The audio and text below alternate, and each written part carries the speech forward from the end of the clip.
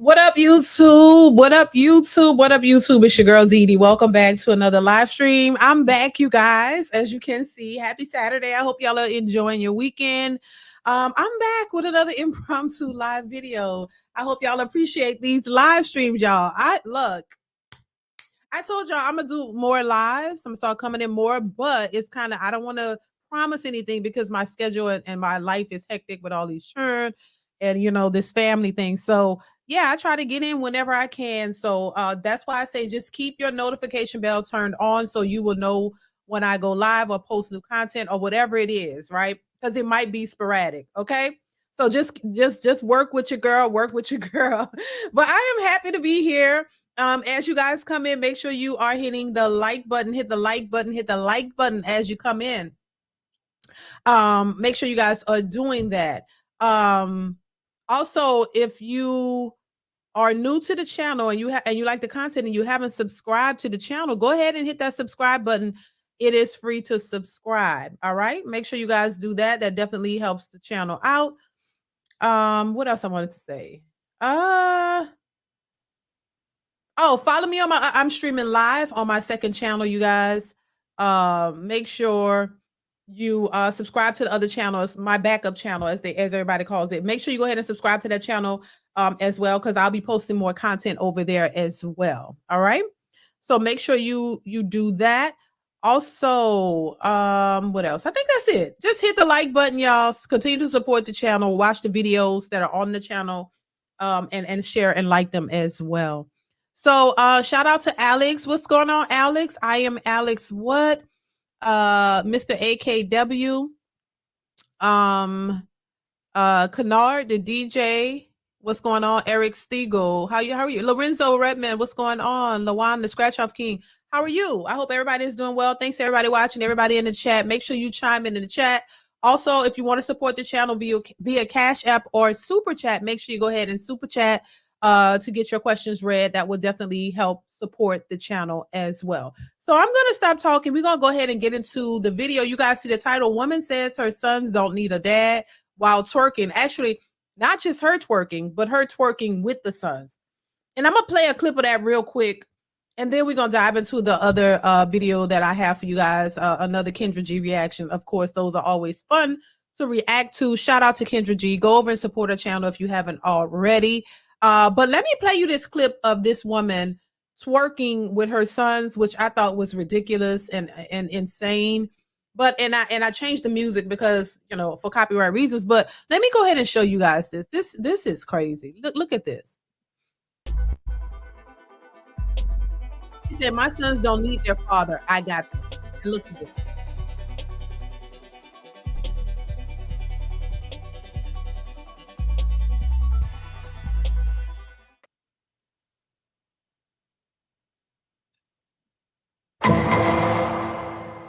That's, and then, the big son in the back just dropped it down. Like, this is why I say fathers are important. You know what I'm saying? This is why I say fathers are important. What did I say the first time? Fathers are important. It's insanity to me for women to think that they can just raise these young men by themselves, without knowing what it means to be a man themselves. How can you? I personally don't think that women could raise sons by themselves. I think every child needs their father and their mother, but I think sons, more importantly, and look, sons and just in general, children need their fathers. But when you have sons, women don't know how to teach young men how to be a man. They need a man to do that. So when I see a lot of women who are raising their sons, I see this all the time. These particular women, I showed it before. They have their sons on the stripper poles, child. They bring their sons to the stripper jobs, teaching them, putting them on a pole, got them with high heels on, got them twerking. And they don't see no harm in that. They don't see anything wrong with that. They really don't. They think that that is okay behavior. Hold on one second, y'all. They think that that's okay behavior. They think it's not harming them in any way, shape, or form. They really think that the twerking and all of that is okay, and it's not a issue with the child, and they shouldn't be concerned about it. But these are the very men that are raised by single mothers who think that they can raise these sons, are the ones complaining about how these men are sassy. So how are you going to raise, you can't have it both ways. How are you going to, on one hand, say that, oh, I can raise my child by myself. I don't need, they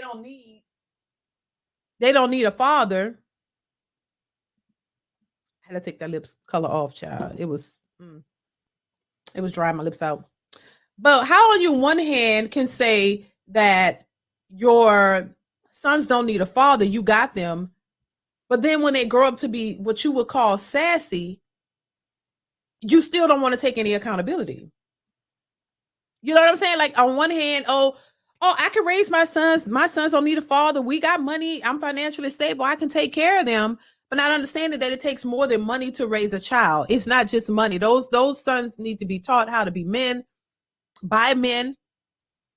You need to know what it is. They need to be taught life lessons, what to be expected out, what's to be expected out of them, what they should be doing, as a man, how, just manly things. And it's impossible for women to teach them that. You need men to do that.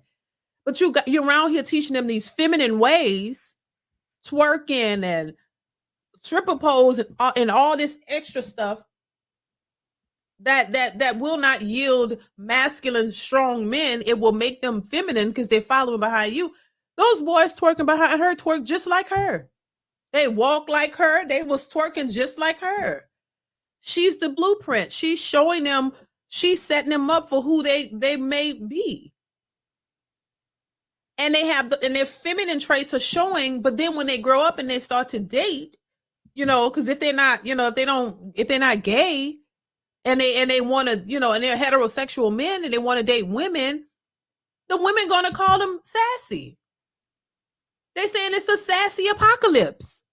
But why is that? See, you always want to shame men for the behavior, but you never want to go to the root cause of the behavior. See, that's the part that I realized, and I realized it for quite some time now.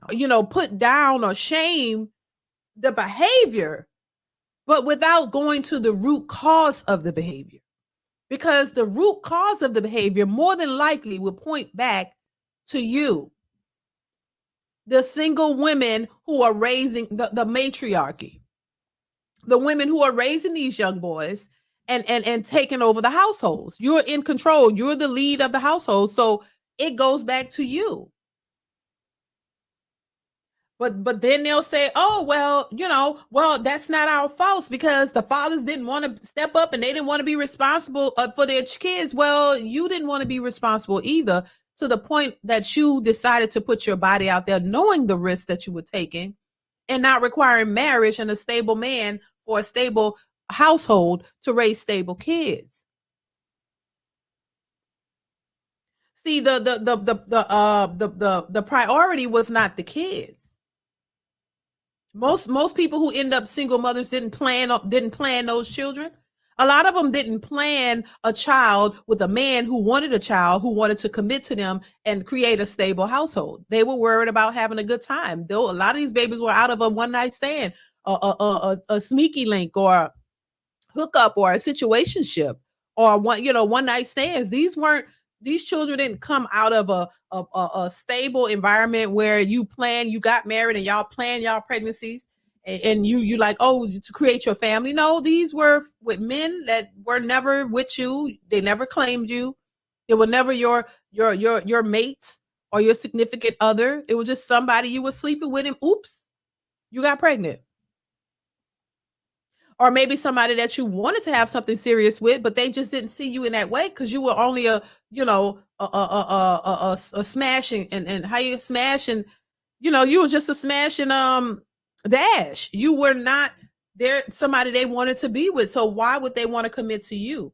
See, in order for you to have the fathers in the household and have a household, with a father there, you have to be committed to one another. You have to have a stable man who wants to be with you, who chose you, who wanted to marry you, and create a family with you. That's how you create a stable home. The way you do the opposite is going out just sleeping with random dudes in the name of fun, having your hot girl summer, you outside, you're not worried about anything, being promiscuous, and that's how you create the children. Those guys, you can't expect. Now, and once again, I will say this because I always say this. Listen, I think if you're out there sleeping with random chicks, with unprotected or whatever, you need to be responsible for that. You just shouldn't be out here just putting your seed in anybody and making babies with anybody, knowing that you're not ready to settle down with that particular person. And now you've already created a broken home, and the child is just, without a father.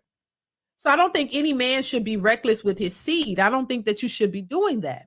But while we can point out that men shouldn't be reckless with their seed, we got to also point out that women shouldn't be reckless with their bodies. See, it goes both ways in that respect. You can't just open your legs to Tom, Dick, and Harry willingly and don't care if you wear protection. You don't care. You, as the woman, need to care more than the man, because you're the one who's going to have to walk around, with the baby or with whatever else. You need to be more responsible, in my opinion, because it's your body. And if somebody is not taking advantage of you, they can't just take something that you're not willing to give them. So you have to okay what you do with your body. You have to say yes to sleeping with a man. You have to accept that. So when I hear women talking about, I know my worth. Yeah, you know your worth after you've made poor decisions, but not understanding that there are consequences for those poor decisions. You can't make a bunch of poor decisions and then think that out of all of that, you're just going to be at the top of the food chain and you're going to get whatever it is that you want, and your expectations should be through the roof. That's another thing that I find just insane to me, how women think. You have no accountability for the fact that you made poor decisions over and over and over again because of the way you think or what you thought or how you felt. But you think that because of that, men just supposed to just ignore, the choices that you make. Because the thing about it is, women are not going to ignore the poor choices that men make. Women are not going to ignore a man who got 27 children. And then the thing about it, a lot of these women are gravitated to those men, which is another insanity thing to me. That's insane that they are attracted to men who are out here in these streets and they complain about them. I don't understand. I don't get it. Quantum Solace, thank you for the super chat. Says facts, DeeDee. This is the root of how the cycle starts. Thank you so much for the super chat. I appreciate you. Thank you so much for supporting the channel. But it's that, once again, it's that no accountability. It's that idea that, as women, we can do whatever we want. There's no consequences. Men, y'all got to constantly level up, do what we want. We could change our mind. We can go back and forth. We have the room to say, do, act the way we want. And men are just supposed to accept that. That's some BS. Thank you once again, Quantum Solace, for the super chat. What's going on, Classy Perspective? How are you? I hope everything is going well with you. They were E to E chicks, ejaculate and evacuate. Oh my God. That's the truth though. It's sad, but it's the truth. And we got to accept the truth. You know what I'm saying? We try to accept the truth over here as much as possible. Thank you for the super chat, Classy Perspective. I appreciate you. It's the truth. Smash and dash. He said, I ain't gonna repeat that, but yeah, that's what it is. And it's like it's like you I don't know what it is. I think a lot of women in general, a lot of people in general, let's just say that, need therapy or some type of something. Like you need some type of mental help or something. Because it's not, it's getting through to some, but it's not getting through to enough. And once again, this is a behavior that's been entrenched, ingrained, taught. A lot of these women have been brainwashed into thinking this way. They think that they're right. They think that this is the way the cookie crumbles. They think that this is just society and this how women are supposed to be. And this is just what it is. And men just have to accept it and then wonder why men are isolating themselves and going all overseas and ignoring them and not approaching them and acting as if they don't see them in the streets because they don't want to deal with it. And then they act confused every time I see a video of a woman saying, why are men not approaching her? I just roll my eyes and look sideways because I'm just like, girl, y'all, where you been? Where you been? You haven't seen the stuff that these women are saying? I mean, hell, if I was a man, I wouldn't approach him either. I would not because I don't want to have to deal with that either. So it's really up to the women, in my opinion. And I'll say this for the people in the back because people always like to say, oh, well, don't put it all on the women. Well, it's not all on the women. They're just the ones who are these, they're at the pressing moment. It's the pressing moment for us to hold them accountable because men have always been held accountable and women have not. So it's their turn. We can't keep ignoring the behavior and saying, men, y'all need to stop sleeping with all these women. Well, if there aren't any women opening their legs to accept the D, then it will force the men to do what they need to do. Now, does that mean that the women are perfect and they're going to all of a sudden just rise to the occasion? No, because the behavior, the mindset, what they've been ingrained and taught is still not conducive to healthy relationships. So even if all the men still change, these women still have to change too. I don't know how people don't see that. It's like, oh, well, these queens and yeah, these queens, but these queens are entitled. They're ratchet, a lot of them. They have a bad, they don't understand relationships. And once again, I'm not saying every man, all men out here understand relationships. No, I acknowledge both sides. But for so many people, they hate to acknowledge the woman's side. And I know the nature of women, how women think, how they act, and how they've been doing. This is not new. There's been years and years and years and years of this behavior. You think it's just going to change overnight? And it's not, because first off, they don't even acknowledge that they need to change. Oh, they're perfect the way they are. If men have flaws, then women do too. But what are women doing for the most part to try to change their mindset and the way they think when it comes to men and relationships and how they present themselves and everything else? Damian Watkins says the D to the D. How are you? Thank you so much for being here, Damian. I appreciate you. Thank you for the super chat.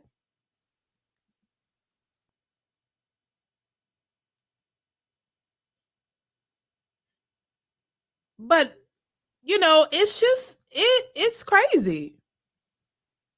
The mindset. This is why I say the mentality has to change. The mentality has to change.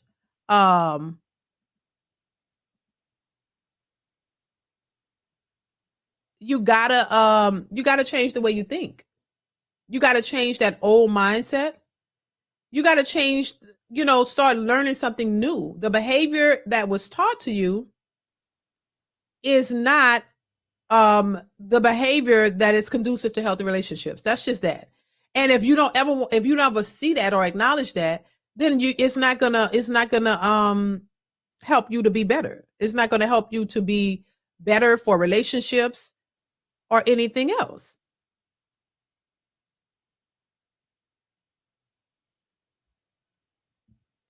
Lorenzo, I was trying to make you a moderator, but I don't know. I can't seem to do it because I know you asked to be a moderator. I'm gonna try to get you on there, Lorenzo.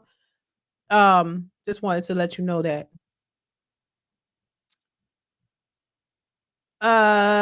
Gina, how are you? Thanks so much for being here. I appreciate you. Damian Watkins says, I'm not familiar with the name, but a YouTuber said if a man is 100% responsible for the pregnancy, is he 100% in control of you and the baby while you're pregnant? If a man is 100% responsible for the pregnancy, is he 100% in control of you and the baby while you're pregnant? Thank you for the super chat, Damien. I appreciate you. That's a good question, but we know the answer to that. He's looked at as the sole responsible party for the pregnancy, but he's not. in control of the woman and the baby while she's pregnant, because she can make the choice to, terminate that pregnancy. She can make the choice to do whatever it is she wants. See, it's her body, her choice. But when it comes to the responsibility of the child, it's her body, her choice while she's pregnant or whatever she wants to do.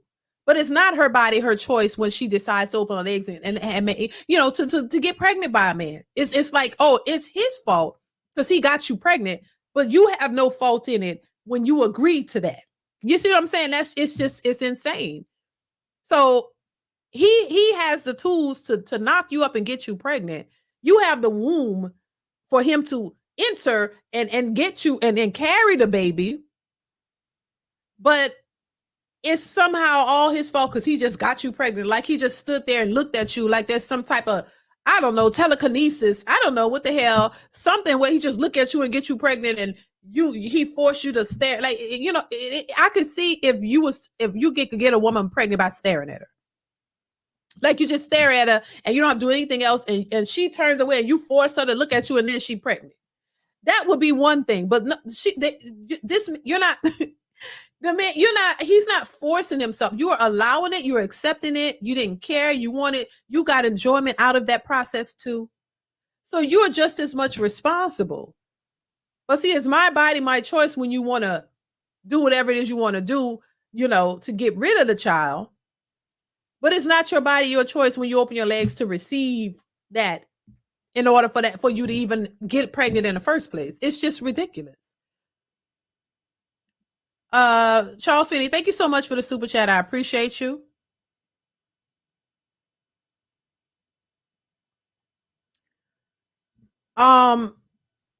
But it's crazy.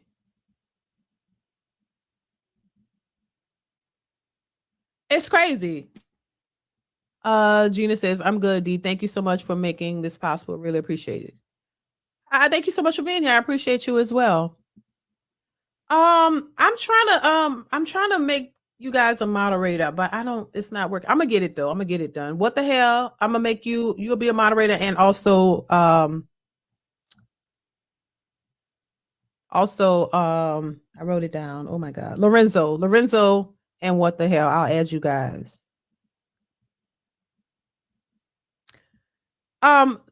So yeah, let's move on, you guys. Let's see here.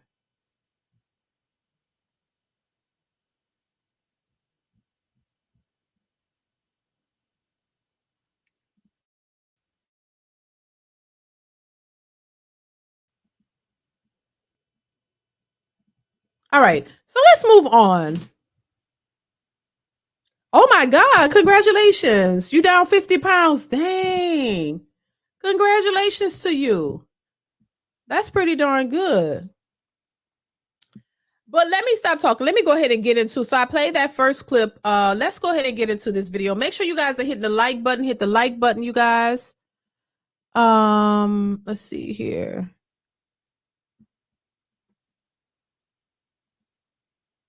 Hit the like button, you guys. I'm gonna go ahead and get into this Kendra G clip. I don't know if you guys have seen this one, but I didn't see the whole thing, so I didn't want to watch the whole thing. I saw a little bit of it, but I want to play for it. Make sure you respond in the comments, you guys. Definitely continue to support the channel via Cash App or Super Chat.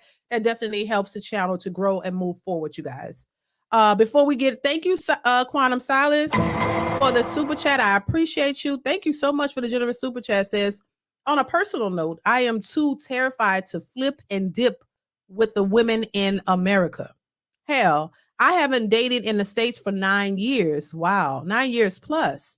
With diseases out the butt frame, I don't want to wake up one morning looking like a glazed donut. I'm just saying, baby. Thank you for the super chat. I appreciate you. And I don't blame you. Thank you, Quantum Solace. I appreciate you. Thanks so much. I don't blame you. Who wants that? Like, it's just a mess. Look, we look at the Houston numbers of these STDs and all of this stuff going up in Houston. Like, what is going? People out here throwing them cats, all and slinging them things all over the place, and just dipping it and doing it and this one and that one, and they're not thinking about the consequences. Thank you once again, Quantum Solace, for the generous super chat. I appreciate you. I mean, you just throwing it all over and you don't care. You don't care this one, that one. It's very dangerous. It really is. It really is. And I think people really need to take heed to what I'm saying and what others are saying. Look, I'm not saying that you people are perfect. Never that. Never saying that. Never. I ain't claiming to be perfect because I know I'm not. I told you I'm crazy. A work still in progress. God bless my husband because he's very patient. I will say that. So, one of us got to have some patience. You can't have two crazy people running around. You need one that's sane and patient and the other one, got to work on. But never that. There's no perfect person. There's no perfect relationship. But I'm basically saying, listen, guard your body. It would be better for you to choose a man that wants to be with you and be with him. And y'all work on that thing. It ain't no perfect relationship out here whatsoever. You're going to go through some things, but at least if you committed to that one person, y'all committed to each other, y'all can have all the loving y'all want. The two of you, he's clean, you clean. That's, to me, that's more safer than going out here just randomly just screwing different guys and having this so-called good time or with all these different women. These women will have you hemmed up in the corner. Have your balls green. I'm just saying. Do you want that? You got to watch out for these women too, because they walking around here. They ain't clean like y'all might think. They will have your balls limping and green. Just saying. Y'all got to be careful. Everything that looks good on the surface is not good down there. She look fine. She got it, she might be thick, 5'5", thick in the thighs, like Umar Johnson would say, whatever. She might look good, but oh child, you put that thing in there and you come out green and swollen and limping. Don't do it. You got to be cautious. These women look good, but they ain't really that. They will have you hemmed up. So y'all got to be careful. And there's things that even, you can wear a condom, but just skin to skin, have your whole area green. I'm just saying. Class Perspective says, last woman tried to take it from me. And I ran like Jonathan Majors, baby. What? And then we don't talk about that. Child, and why? Why she was trying to take it? Probably trying to put something on you, trying to get you, hemmed up. Just saying. Y'all got to be careful. These women be out here doing dirt too. We always talk about the men out here giving women this. Yeah, but these women giving y'all stuff, giving them stuff too. Just the men don't talk about it. They be sitting over there suffering in silence. Swole balls out to here, over there wondering who the hell gave it to them. Thank you for the super chat, Class Perspective. Child, be sitting over there hurting and crying to yourself because you don't want nobody to know. You better go to the doctor and keep your balls to yourself.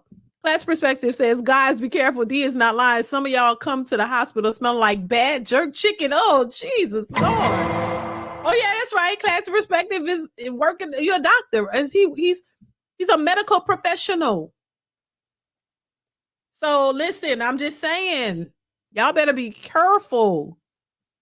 Because, child, you just think, oh, I'm going to get me some. Don't be desperate. You be desperate and end up, like I say, with limping balls. Child. Just saying. Or whatever happens down there. Swollen, limping, smelly. Like, come on now. Y'all be careful too, because you just can't just be throwing that. As I say, you can't be just putting those things in anybody, and because you just never know. And hopefully, I mean, it's just something that medicine can get rid of, and it's not something that you just stuck with. I'm just saying. Let's get to this video, y'all. Here we go. Hit the like button, y'all. Hello. You are ready. I love this. Thank you. What's your name, baby? Tiana. What is it? Tiana. Tiana. Where you calling me from? Atlanta. And I said T, like T as in Tom. What did I say? I thought I said Tiana. I thought you said Deanna. No, Deanna. Worries. Okay. Tiana, how old? You said in Atlanta? Yes. How old are you? 31. 31. What you do for a living? I work in insurance for the government. Okay. Works in insurance. Do you have any kids? I have two boys. They're 5 and 7. Okay, 5 and 7. Both by the same man? Yes. Why y'all not together? We were together for 11 years. We started dating when we were like 18. It turned into like a 7-year engagement. So I just, went my separate way. He had like commitment issues. He was a mama's boy. So, Okay. yeah. Y'all were engaged for 7 years? Mm-hmm. So, what was the final straw when you were like, year 7, we still not getting married? Yeah, pretty much. Okay. She said Yeah. 7 was her out child. He What's was your zodiac controlling sign? and stuff. He was controlling. He didn't want me to work, so I was a stay-at-home mom and girlfriend for that whole It's time. so funny. There's women who want that life. They call me every day. They want a provider, and they didn't want to work. So you had that, and you didn't want it. I want it, but like I still like that.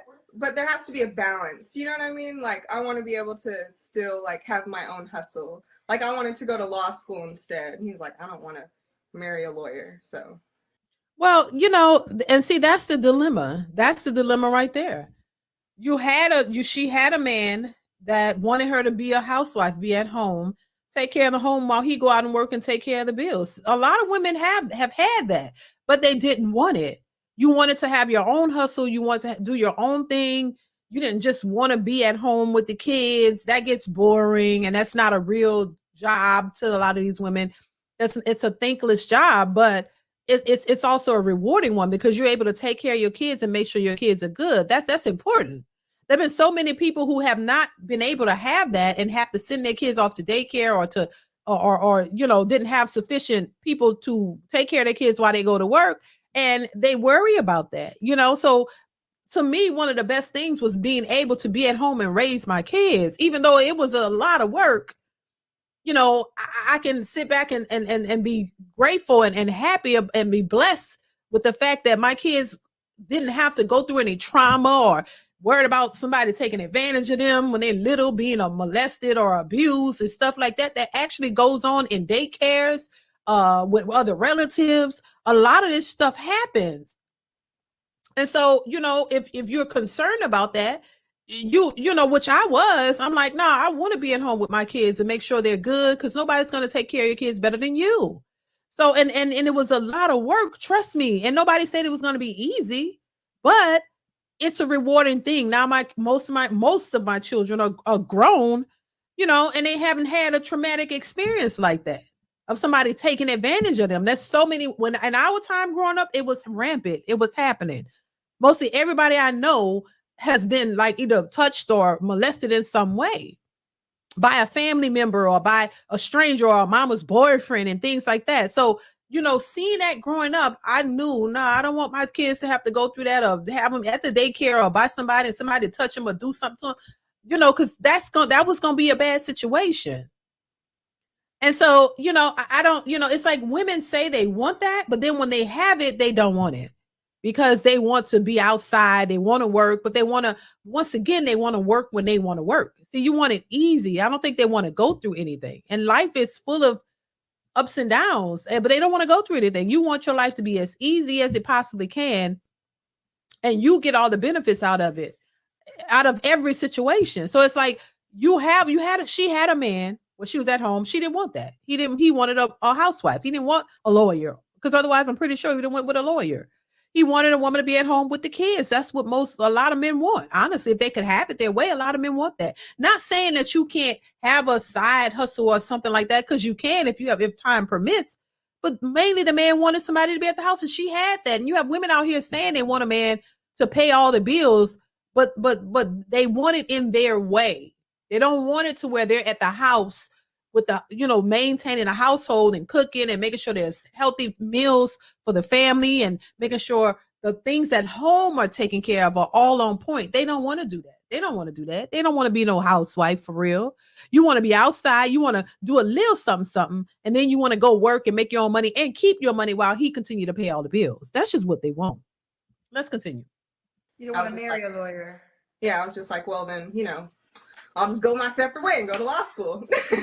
Right. Okay, fair enough. So what's your zodiac sign? Capricorn. Capricorn. Okay, Capricorn. So we got Tiana. Yes. Tiana. Alana, 31, Capricorn. She works in insurance. Mom to a 5 and a 7-year-old by the same man. I think I got it all. What kind of man you looking for now? Still the same provider, gentleman. I'm old fashioned, so I grew up in a household with a housewife, so I still like that.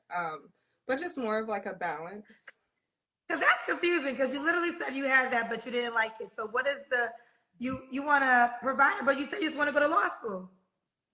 Well, someone that wants to provide for me in my environment of what I want to do. Like I had an acting career, he canceled. I don't want someone that's insecure that is still a provider. But wait, are you not going to law school? I am. You're going to law school and you're an actress? No, I had an acting career when I was 19. I was just saying he was insecure, so he basically distracted me from all of that and you know what I mean? Canceled a lot of things that I had going on because of his insecurities. And this is I want women to stop using that word, because that man was probably not insecure. He just knew what he wanted. He wanted a woman to be at the house. He wanted a housewife, and I'm pretty sure she was clear on that. But she wanted to do all these other things. How you gonna go try to pursue an acting career, which is you're not going to be able to be at home trying to pursue acting. You're going to have to be out there. You're going to have to go be on the go. Okay. You can't be a housewife trying to pursue acting. Then she wanted to go to law school and all these different things. No, the man didn't want that, but she wanted it, but she was with him because he was a provider. See, he was a provider. She just said it. She wants a man who's going to provide her in the things that she wants to do. So she wants a provider who's not going to care about a woman being at home with the kids. So while he's working, paying all the bills, she probably wanted him to have a nanny or send the children to the grandparents while she go off and try to be whatever it is she want to be, a lawyer, a actress, whatever. But she wants him to continue to support the household, support the kids, support everything while she does nothing for the family, because she's trying to go out and pursue something on her own. That doesn't work like that. It just doesn't work like that. But that is what a lot of women want. That's what a lot of women want. Quantum Solace, thank you for the super chat, says she couldn't figure out he was a mama's boy. 7 years when she has always known this. In the first year, she lacks discernment because she cannot peep game. Thank you for the super chat, Quantum. I appreciate you. But why the mama's boy? Class Perspective says she forego becoming a lawyer, chose after 11 years. Thank you for the super chat. Classic Divine says, I put blame on both sides. Dude should have known she was selfish and lazy from the jump before making her a mom. Plus, she think the world revolves around her. That's the case for a lot of people. Divine, thank you for the super chat. And Classy says, she lying, D. I think she was difficult with him and knows she wants someone else to provide so she can do the same thing over again. Probably so. Thank you, Classy, for the probably it's true.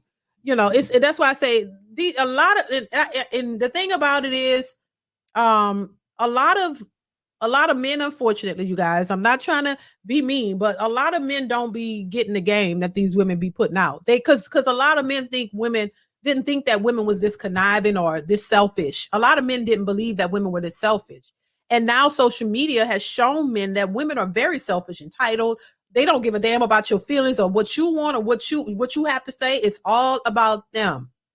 And so when you come in, because they were taught that way, that a man, think about it. We talked about this before, how men were told how to treat a lady, open the door for her, right? Am I wrong? How you should respect women and what you're supposed to do for a woman. And what, you give her flowers, all about catering to the woman. Young men were taught that you need to do this, and for a woman, everything for a woman, for a young lady, for a girl. This is how you approach them. This is what you got to bring them something. You got to give them something, give them some flowers or something you always got to do for the woman. But we as women were never taught what we should be doing for a man. ever.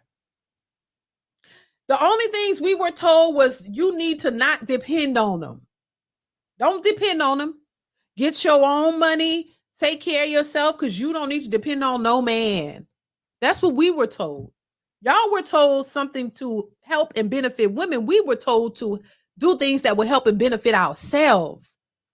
So that's where the selfishness comes in. And that's why I say this is a deeper issue because it goes back to what we were taught as kids. So it's hard to break that mentality because this is what you've known your whole life. But they're just not realizing that it's not working. It's not benefiting them.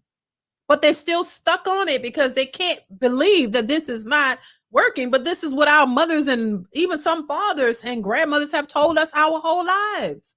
So you got to retrain yourself to think another way to incorporate a man into your life and his feelings and his well-being as well. It's sad, but that's just how it has to go because we're ingrained into thinking it's all about us. I need you to do this for me, do this for me, do this for me, do this for me because I'm special. I'm the queen. I'm the woman. I'm the prize. I got the vagina. So do whatever I say or keep it moving. And then when you tell a lot of men to keep it moving, they keep it moving and then you run out of options. So then you become an old broad by yourself, still saying you will not settle. Not realizing you're not in the position to settle. The men are the ones who make the decision of who they want to be with, and they are not settling. So the gag is when the men finally decided we're not settling, the jig was up for these women. Because it's up to the men. This is the part I don't think they understood. Women really thought that they had all of these options and they're going to have these plethora of options. And you really don't. You really don't.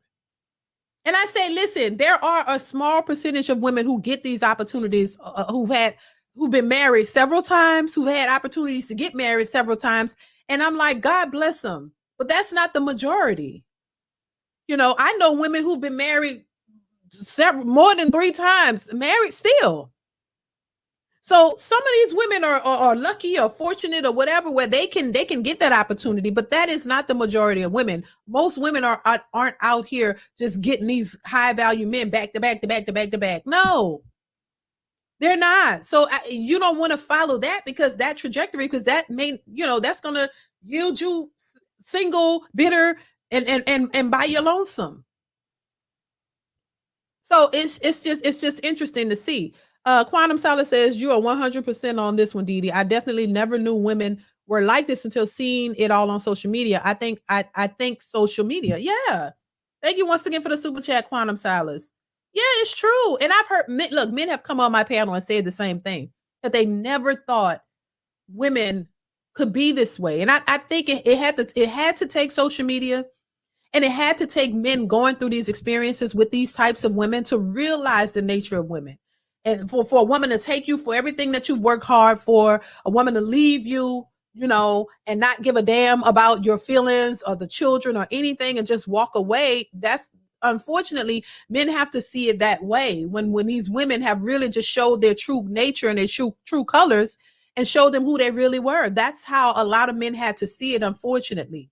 And they had to deal with that and recover from that, because a lot of these men thought they knew who they were with. A lot of men think they know their wives, or their girlfriends. They think they know, they trust that, oh, you know what? Yeah, we got issues, or, we argue and stuff, but she got my back and she gonna be here. They really trust and believe that they got a ride or die.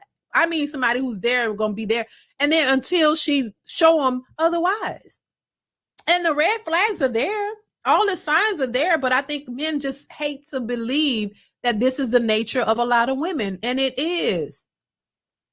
And I always say there are a lot of good women out here, but the majority of those women are already married with children, living their lives with their family and their husbands. A lot of women out here, I think there are still good women, but a lot of these women are still on the fence. They're still confused. They're still kind of like, teeter-totting on that line of what they should be looking for, because you got the hyenas over here, as Crim Secure would say. Shout out to Crim Secure, Miss Kendra. You got a lot of them influencing these women, telling them, girl, you shouldn't be accepting the bare minimum, girl. And because you have not been taught what you should be looking for in a man, you tend to believe what they're saying, or you kind of on the fence, like, well, should he have to pay all the bills when I just met him, or or should I be asking for this, or should I be asking for that? You have a lot of young women who are confused and they don't know what they should be asking for, what they should be doing. And these older hyenas are misleading these younger women because they, misery loves company. You want to be old and you want to take these young women down because you're not the choice. You're not the pick. The men will go for the younger women over the older women because you miss your opportunities, or you missed them, or you just, whatever. And these younger women are what these men are looking for. So before you see these younger women get it right, you rather tell them the same BS that you was taught, knowing it didn't work for you, so that they can hinder their opportunities to get them a good man. That's just what it is. We say these old broads are competing with the younger women. You got all these 60-year-olds with BBLs and stuff, thinking that you still can compete with a 24-year-old or a 20-year-old. Like, come on, stop it. You can get all the BBLs in the world. You can't compete with a 20-year-old. In my opinion, it's the delusional part for me. And I think really, see, I could say that because look, I'm not trying to, even if I was single at this point, I would not be out here trying to compete with no young broads. I'm gonna be who I am, and that's that. And honestly speaking, I will say this, not to toot my own horn, but I will just this one time. Even if I was single at this point, I still think I could get a husband. Bottom line, because first off, it's your mindset. I understand that you can't be delusional. You can't be selfish. You can't be entitled.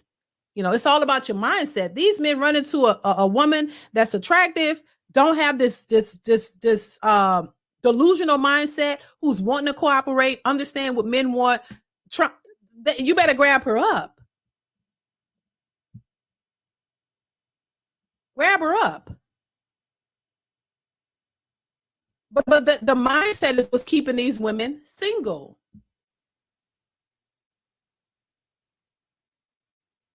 And they don't want to, it's like they don't want to change it because these women out here think that you need to have several different men for different things. You need a man who's going to pay your bills. You need a man who pay your car note. You need a man who will take you out. They really think that they need several men to get every single thing that they want from a man. Because they're saying one man can't give them everything that they want. Who says you're supposed to have everything that you want? Who says that? Somebody that is entitled and think that somebody owes them something, that they deserve the world. Who says you're supposed to have everything that you want? As opposed to having the things that you need. And see, this is why women bypass good men, because these men, the men that have what they would need, they're not giving them the things that they really want. What they want is this superficial lifestyle, a lifestyle that don't amount to nothing. You want a lifestyle, you want a look. You want a certain look to people, to please people. And if your girlfriends don't say, oh girl, you got a good one, girl, look at this, look at that, then you don't feel accomplished. As opposed to having what you need to have a successful life, a real successful life, and not a life that's just for show on TV or social media. See, that's where they got it twisted. Social media and all this shit is not real.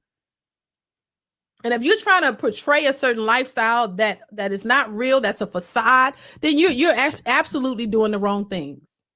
You're doing the wrong things. Let's continue. So someone said it's not confusing. No, it is confusing. And I'm about to try to understand. So you're going to law school, which is a great job. So when you make your money from your law school, you want to just keep it, or you're not going to work? You said you want to provide. Well, I mean, I believe that, like your wife can have $1 million, but that's haram. You know what I mean? You don't ever take from your wife. That's her money to take care of your children and do what she needs to do. Say something ever happens to you, now she's in a stable position where she can keep the family afloat. So it is haram to take from your wife. Okay, so now this is, somebody said I was confused. Now I'm getting better understanding. So as a lawyer, are you going to school to be a lawyer? Yeah, but I would want to do like public servant work and help people that are less fortunate and can't afford good attorneys. Okay, so basically all the money you make, you don't want any of that to be for the household. You want it to be in savings for a rainy day. Correct. Okay. And retirement and, you know, for the children, investments. That way, neither one of us have to work. Okay. That's my job. Yeah. You know what I mean? I multiply things and make them better. You provide and keep everything going. Okay. Okay. One more question that I think some men might have. So a lot of times when men are the providers paying all the bills, they want a woman to make sure she's cooking or having the food ready every night. Would you do that? Yeah, I don't mind doing that. Okay. I like doing that. Now, they're telling me to ask you, are you Muslim? No, I'm not. I just grew up with around a lot of Middle Eastern people when I was younger. So some parts of their culture I appreciate. Girl, this is some BS. Look, this was PA Texas Worldwide. Haram. Bitch, now we must. That took me out. I'm sorry. I appreciate you. I was thinking the same thing. What the hell? Oh, no, you're not. But you wanted to take that part. No shit. You take that part of their culture, right? Well, no, we're not surprised, baby. Girl, Lord, I swear. These people are a trip. These people are a trip, baby. I was weak. Now, listen, see, look, come on now. Look, I'll tell you exactly why women talk like this and what the goal is. The goal is she ain't gonna be cooking and cleaning every night because she's trying to go out and be a lawyer and an actress. She ain't gonna be at home. The goal is for the man to take care of all the responsibilities in the household. He go work hard, pay all the bills. She doesn't really want to be a housewife. That's very clear, right? So there ain't gonna be no cooking and cleaning every night and no meals for this man when he come home from work or none of that. She want to go establish herself using him in the process. That's what that is. Let's be real. You don't want to have to worry about all the bills and the financial things, so you can just go off and seek whatever it is you're looking for and build yourself up to a point to where you don't need him. See, right now she can't do that because she already has kids, right? So you can't have a man going 50-50 because you're not going to be able to stack your cash and do what you want to do because you got kids and, you got to contribute. But the whole point is to get a man who will contribute 100% of the financial, benefit to the household. And he doesn't get any benefit from you. He doesn't get a housewife for real. He gets a half wife or whatever. And and half the time she's there and the other half time she's seeking to get her business going while she don't have to be responsible for bills. See, it's going to be harder if she tried to do that by herself. So she want to use that man while she go build herself up. This is why, you don't want to, because she's stacking it. So she's stacking her coins. So, and when she get her career going and she got her coins stacked, any little thing you say that she don't like, she out the door. She gone, baby, like the wind. So that's what that's for. You want to stack and stack. And look, don't get me wrong. I think as a couple, you should be saving. You should be investing or whatever you want to do, whatever you're doing, saving your money, building it up. I think I think doing that as a couple is great, but working and not contributing anything is just I don't know, that's insane to me. So that's what a lot of these women want to do. They want to be able to have the leverage to say bye-bye to you whenever you get out of line, whenever they tired of your BS or they feel they want to move on or they get a feeling, like Tia, you get a feeling or you want to go find yourself, then when they want to leave, they can easily do it. They can afford what they want. They can build their credit up. They can build their business up. They can have all that money stacked up while the man been sitting there the whole time contributing to the whole thing and he gets nothing out of it. He don't get no respect. He don't get no meals. He don't get nothing. He got to pay for if she's not there to watch the kids. I'm pretty sure he got to pay for somebody to watch the kid. He got to pay for everything while she run off. He don't even get a whole woman at the house. So what's the point?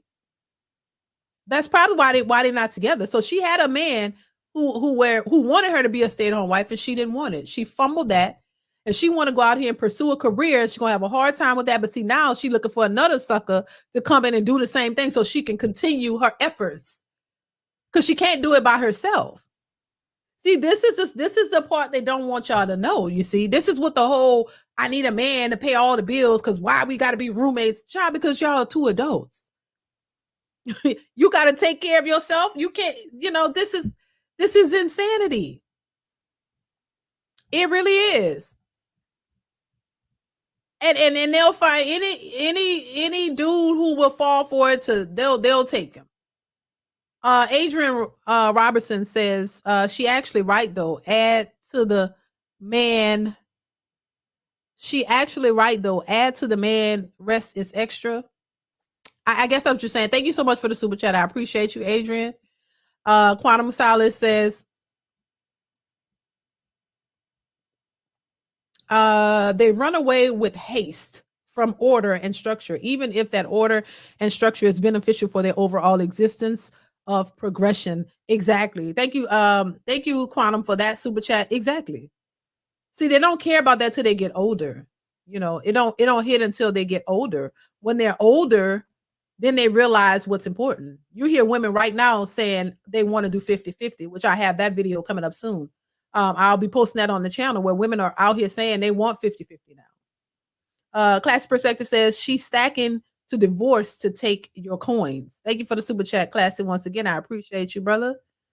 Yeah, it's just crazy. To me, it's a red flag, and I will say this: it's a red flag. Look, if a man wants a housewife and he wants to pay all the bills, he'll do that. You don't have to tell him that. That's just what it is. He'll set it up that way, and that's just what it's gonna be. You're gonna be at the house taking care of the kids while he's paying the bills. That's just how it's gonna. That's what he wants. He's gonna make that clear. And if that's not what you want, then you need to leave him alone. But it's funny how women who have that run away from it, and the ones who've never experienced it, they want it, but they wouldn't be able to handle it because a lot of these women aren't really wife material. They are not really made to really be true housewives and really be at home with the kids. Let me tell you something. That's a real job. Being at home with you and kids all day, every single day, taking care of cooking, cleaning, taking care of the kids when they're sick and all of these, that's a real job. That's 24/7. And it's a dedication and a commitment that you got to have to want to be there with your own family, to maintain that, because it's a lot of work, especially when you have more than one little child. I've experienced it. That's why I'm saying it's a lot of work. But it's like I said, if you care about your family, and don't get me wrong, because I know as a woman, we go through a lot of things that men don't go through, just like men go through certain things that we don't go through. This is why I say it makes sense for people to try to understand each other. Men go through a certain set of things that we will never experience as women. And as women, we go through a certain set of things that men will never understand completely because they don't go through it. Our bodies have all these changes. We're hormonal. We have periods. We go through menopause. We got to go through a lot. We have issues that men will never experience. And it does affect our moods. It affects us in a certain way. So this is why I say both sides have to be understanding of what each person go through. Women can't take this entitlement mindset like, oh, we're the only ones that go through certain things. Women always like to bring up, well, we have babies, so that makes us superior. No, it doesn't. It means that's what you was created to do. And that's part of what you go through as a woman. It doesn't make you better than men, because men go through a set of things that we will never understand or experience. Men have to navigate the world differently from the way we do.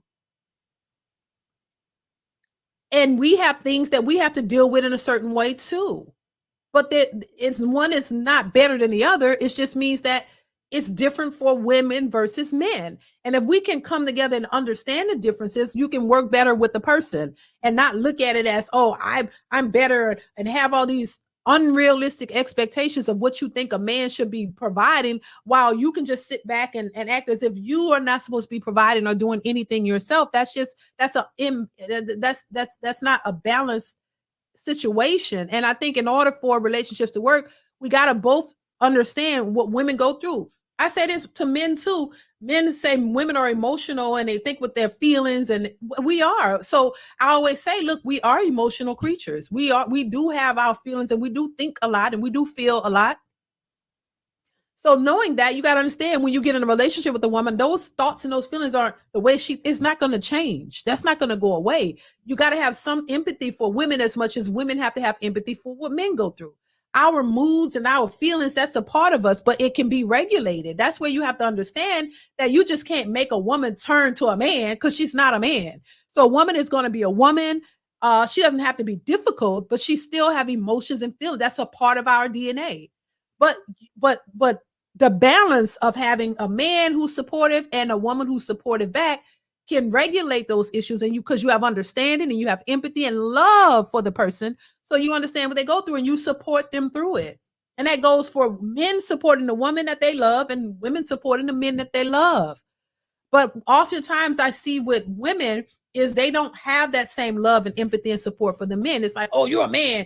You don't have no feelings. Oh, you just get up and get it out, do what you got to do. And no compassion. And I think we weren't taught compassion growing up, to have compassion for a man. You can have compassion for another woman, but we were not taught to have compassion for a man, because a man is supposed to be like a robot.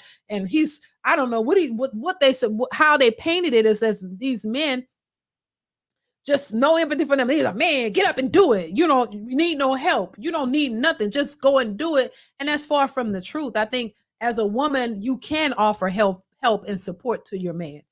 It might not be it's in a way that we give it by nurturing and being empathetic and supportive and loving towards the man. That pushes him a long way. But if you're always negative and just do it, and this is what you're supposed to do, and with a negative attitude, that only discourage him even more. But I think women need to learn that. We need to learn that. You need to learn that you need to have compassion and love. If you say you care for the man, don't treat him like that. Treat him, show some love. He needs it. He needs it more than a lot of these women think. But so many of our women just think that, oh, you're a man, just do it. And but then at the same time, these women want to claim that they're equal to a man, if not better. But if a man treated you the way you treat them, they can't take it. You wouldn't be able to handle it. If a man told you, woman up, put your big girl panties on, get out there and get that money, no excuses. They're going to be crying. They're going to cry because you can't handle the very thing that you dish out. If you want to be equal, a lot of these women fought for equality, right? You want to be equal. You want to work. Y'all got bank accounts. You want to do all these things that's equal to a man. You want to be boss chicks like a boss, like a man. So you gotta take it like a man. And see, women can't handle that. They can't handle it because you're not a man. You could pretend like you're a man all you want. You can act like you're a man all you want, get into the bag like a man, and you're independent and all this, but you can't really handle what it takes to be a man because you're not one.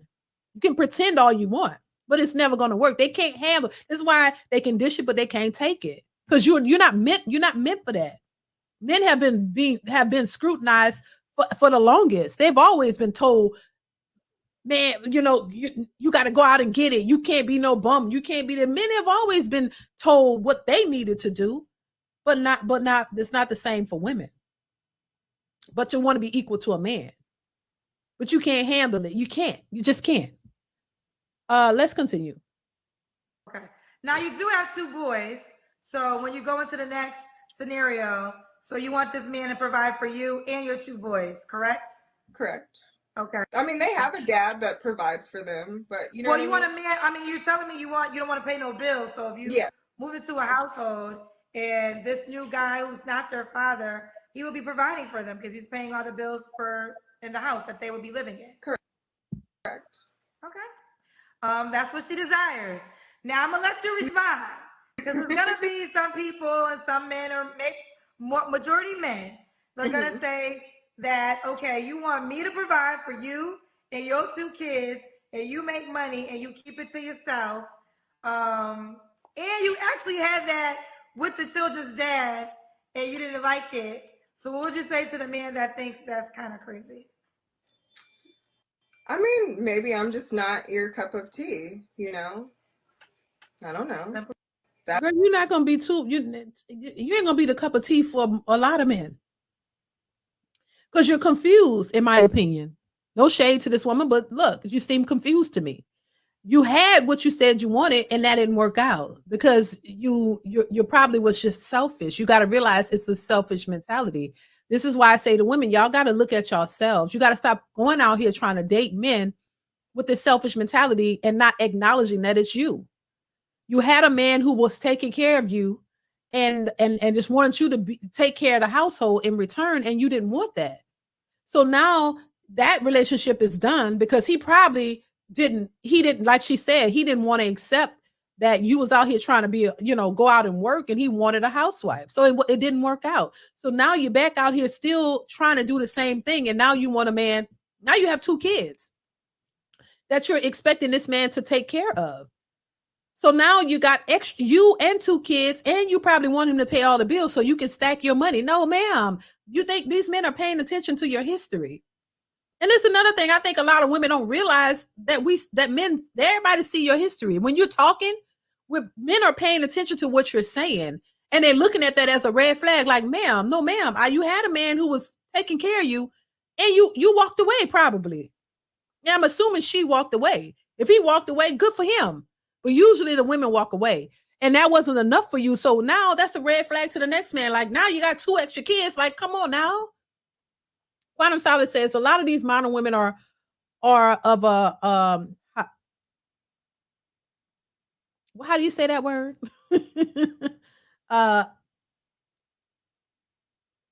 What's the word? A lot of these modern women are of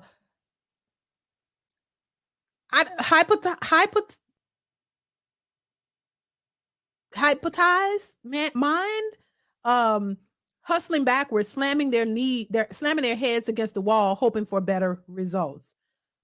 Yeah.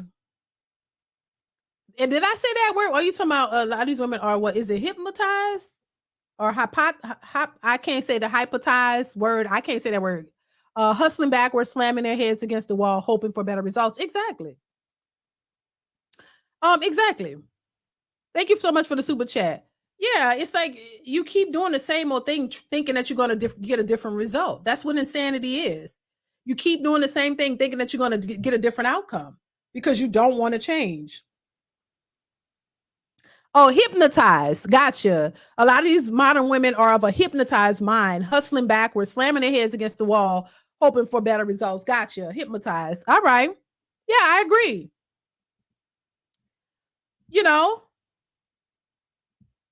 Thank you for the super chat, Quantum Solace. Yeah, it's just insanity. That's the definition of insanity. Doing the same thing over and over, expecting a different result. No, if you keep whatever you're doing and you doing it and you keep getting the same outcome and you don't like that outcome, you have to change what you're doing. So if she was in a relationship with a man who was taking care of her, probably was a good dude. She didn't want that because he wanted a housewife. She wanted to go out and get to the bag. So that's why that relationship is done. She got 2 kids. Now she's still looking for a man who can take care of the bag, take care of the household, the same thing she did before. But she's gonna. This is why I say women run out of options because you're not gonna. You had something that was good, but you didn't want that. And then you out here trying to look for it again, and you may not find it. And so then what'll happen is as they get older, they start complaining. Ain't no good men out here. Well, you had a good man. I want a man who's going to take care of me so I can live a soft girl life and I can be at home. You had that, but you didn't want it. You trying to get something else. But to me, you're using a man. You want to use somebody to as leverage to get to where you want, and then you going to leave them. That's some nasty work. It really is. And a lot of women do that. They use these men. You don't really want to be what he wants you to be. You just using him because it's convenient. And if he'll allow you to do what you really want to do, you'll see the nasty work that comes out of it. You'll see. This is why these women leave these men. They've had good men, and all of a sudden, no, he was a good man. He took care of. He's paid for all the bills. He took care of us. But there was a woman on Kevin Samuel's show who had the same situation. She had a good man who was paying all the bills. He wanted her to be a housewife. They had 5 kids, I think. And she left that man because she didn't want to be a housewife. She wanted to go out to the point she left this man, lived in the projects, getting government assistance to do it on her own, to feel like she's, I don't know what, that she's capable. I don't know. It's just stupid. You hurt yourself and your kids by doing stuff like this because you feel a certain way. You don't feel like this is a good fit. It's just the stupidest thing ever. And I really wish women would realize their mistakes and change their behavior. I really do, because it's mind boggling to constantly see videos of women complaining, ain't no good men out here and all these men are just trash. And oh my God, they're this and they're that. And then, well, all the good men that you had a good man, baby, and you fumbled that. And now you missed your opportunities. Now you're going to be 60 with a BBL, bitter and angry and complaining on social media. Let's continue. Hit the like button, you guys. Make sure y'all hit the like button. Sounds like you have some issues where you didn't grow up seeing that, so you don't know what a real man and a real provider should be. Well, one would say a real man provides for his children, and your children technically are not his. Ooh, and they are provided for. Ooh. But you want him to provide for them too, because you want to go another dynamic in which he will be the sole provider. And you said you would have money, but you would keep your money for a rainy day. So you want his money to provide for you and your children, which are not technically his children. I mean, I still did household things. Like, I will take care of, like, you pay for the roof, the major bills. I'll buy food and like household necessities and things of that nature, and things like the kids needed. I bought stuff like that. So it's like there's still a balance. It's not all just, you know what I mean? You're taking care of these kids when they have a father. So majority of stuff, you're just paying for the roof over their head. No one's asking you to pay for their sports and things of that nature. Well, the roof unless you want over their head is a big deal. Yes, indeed. Yes, it is. Okay. All right. Either way, so we got it. So what are your deal breakers besides not a providing child? Just not open-minded. You can't hold a conversation. You get easily frustrated. You don't have any emotional intelligence. You know what I mean? Like how we're talking and I can tell you don't really agree, but you're still able to hold the conversation. Like, well, most I would men say are just it's not really for me to agree. You're not looking for me, right? No, I know. Right, but you're saying we can have a discussion. Yeah. Right. Okay. So someone who doesn't, you say you call it emotional intelligence. Yeah. Okay. Anything else? No, not really. Okay. So your biggest deal breaker is a man who doesn't have emotional intelligence. Yeah, and I guess someone who drinks. I don't like alcoholics. Okay. Should he look a certain way? I want to be in shape, keep yourself up. Like, I have boys that play sports, so I would prefer if you were athletic. Okay. Be in shape. What about money? Should he make a certain amount of money? Yes. I guess like minimum like 100,000. Okay. I have a lot of knowledge. Like, I can help build you up. You know what I mean? Like, I work with nonprofits and teach business owners how to structure their business property equality. Well, I mean, look, I hear women say that all the time. I can help you. I can build you up. Why you don't build yourself up though?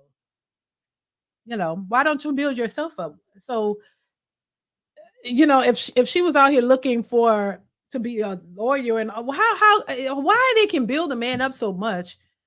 If he's making 100,000, I think he probably did a pretty good job of building himself up. How are you going to build him up even more? You don't even build yourself up. That's why they look for a man to make all this money. And why don't you build yourself up to as high as you can go? And then when you get a man, y'all can really do something really, really good together.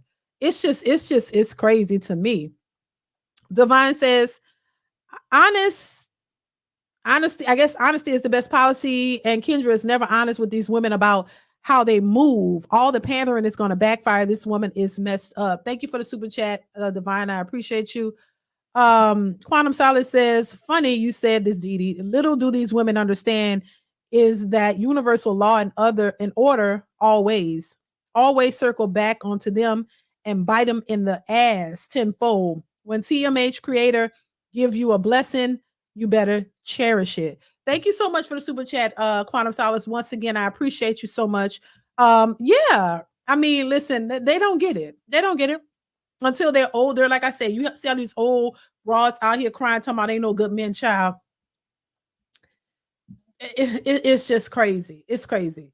It really is crazy work. It really is. And once again, like I said, I remember Kevin Samuel said the cemetery is going to be filled with women and children, just women and children, no fathers, no dads, nowhere around.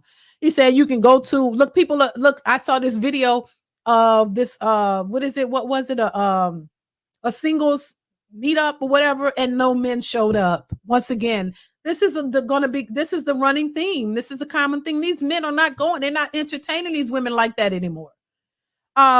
Listen, and this is not to say that people aren't getting married. I mean, look, my husband's co-worker, they're getting married and having a baby, and they're in their 40s. So it happens. They're getting married, having or they are married. I'm sorry, and they having a baby coming up. And I think she's in her 40s.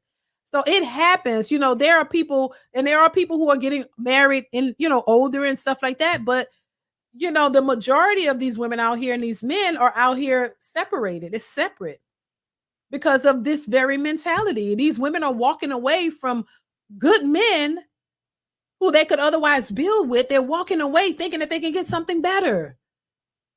And they're not finding it. So they're still out here complaining. So it's crazy, but baby, let's continue. Qualify for funding. So. Okay. 100K is the minimum. So if a man made 70K, should he not reach out to you? I'm open to negotiation. It depends on what their personality is like. You know what I mean? There's other factors. Like if you're charismatic, you can speak well. Like I said, like I can teach you. Okay. Let's do the Kendra Cam. Oh, baby, this is my favorite part. Girl, come on, girl. Okay. Girl. Who's helping you with the camera? My sister. Okay. Okay. Yeah. Steve Boo. Okay. Tiana, correct? Yes, Tiana. Okay, Tiana. I apologize, Tiana. No Should the guy be in Atlanta? I would prefer yes, but I'm once again negotiable. Okay, you I'm a compromising person. Oh, could he have children? I don't mind. Okay. Do you want more kids? I do. You do. Okay. When was your last relationship? November. Okay. November. Was it your children's dad? No, we broke up like 2 years ago. Okay. Did the last guy you break up with, did he have all these requirements? He did, but he proposed to me and he just had a lot going on, so I broke up. It seems like you had two men. It seems like, I mean, he was a little crazy. It was just too soon. Like I just met him. I don't know. You had a guy that you had kids with who wanted to be the provider, and you didn't really like that one. Now you tell me the last guy in November proposed, and he was an alcoholic, so that's why I don't do that. Okay, no, fair enough. Okay, so he was alcoholic. Yeah. All right. When was the last time you was intimate with someone? You don't have to answer. It's been a while. Probably November. Yeah. November? Yeah. Okay. 3 flaws you have to work on. I think everybody has things that they can always learn. We're always learning and evolving. Girl, just give us your flaw. So, shit. Should I say one more time? I said I think everybody has things that they can improve What's your on. flaws? And Damn we're it. always learning and evolving. So I can't name 3 flaws. You know what I mean? I'm a human being. Like everybody has things that they can improve. Well, okay, yeah, so name 3 things that you can improve in. It's not a hard question. It's not. I guess patience. I'm not really too compromising, and I'm not good at budgeting. Okay. You say you're not too compromising. Tiana, did I say it right this time, Tiana? Yes. Okay. Tiana, Atlanta, 31. What's the age range you would date? 36 to 45. 36 to 45. 36 to 45. So we got Tiana, Atlanta, 31. Capricorn, works in insurance. Mom of 2 boys, 5 and 7. Open to having more kids. She'll date 36 to 45. Make at least 100K is the preference. She can negotiate it if you have a good personality and other things. Why would a guy be lucky to be with you? Because I am 1 in a million and I'm a great package deal and I know what it takes to be a housewife Girl, because what I the was raised as one. package deal? What? You don't really want to be a housewife, though, I thought. I do. No, I you just don't. want to be held back on ambitions that I have. Okay. Does that make sense? Girl, It makes sense, no, it but don't make I sense. think the definition of a housewife is a woman who's married and does not have a job, and her job is the house. Right. That's And why they call it a housewife. right. So you don't want to That's be not that, what man. you, of course, that's why I said I was confused earlier. I'm under the impression you don't want to be a housewife. You want Right. to She be don't. a woman who She has a don't. career as Yeah. well. So I guess I just want the choice. Like, I want to be taken care of and feel safe and provided for. And then if I make that choice, then it's not an issue. Does that make sense? Like while you're bearing kids. no, I get it, but I would just say, listen, I get that, but I just wouldn't call that a housewife. Like, you want to work, which is not While you're wrong. Yeah, well, not like when I'm bearing kids or things of that nature. Like, I kept my kids home until they were old enough to be school age. Like when they were 5, I breastfeed, I do home birth, I make their own food, I cloth diaper. So like, I'm very like, you know what I mean? I am a doula in my free time. So it's like, I'm very in the birth world. So that's why I guess like in those times, I want the provider and to be the housewife. Okay, so are you saying in particular, if you have another baby, you don't want to work, or? Correct. Yes, Okay. I would not. Now, let's just say you don't. Let's just talk this period in your life. You have a 5 and a 7-year-old. Do you want to be in the house, or do you want to continue to pursue your law career? It just depends. If I'm needed in the house because he has a business and he needs more help, then, you know what I mean? I don't mind putting what I have on pause to help him reach his goals. Okay, fair enough. All right, let's do it, baby girl. Are you on the Kendra G singles dating app? She confused. And I get it. I get it. She wants to have, like I said, the 100% support from the man. And she wants to be able to have the choice whether she, if she wants, whenever she wants to go and work, she want to be able to do that. And whenever she's okay with being at the house, if he needs you, but the man was very clear that he paying all the bills for a reason. He wants to have a wife at home, so he doesn't have to worry about the things at the house. That's what he wants. That's what most men would want if they could have it that way.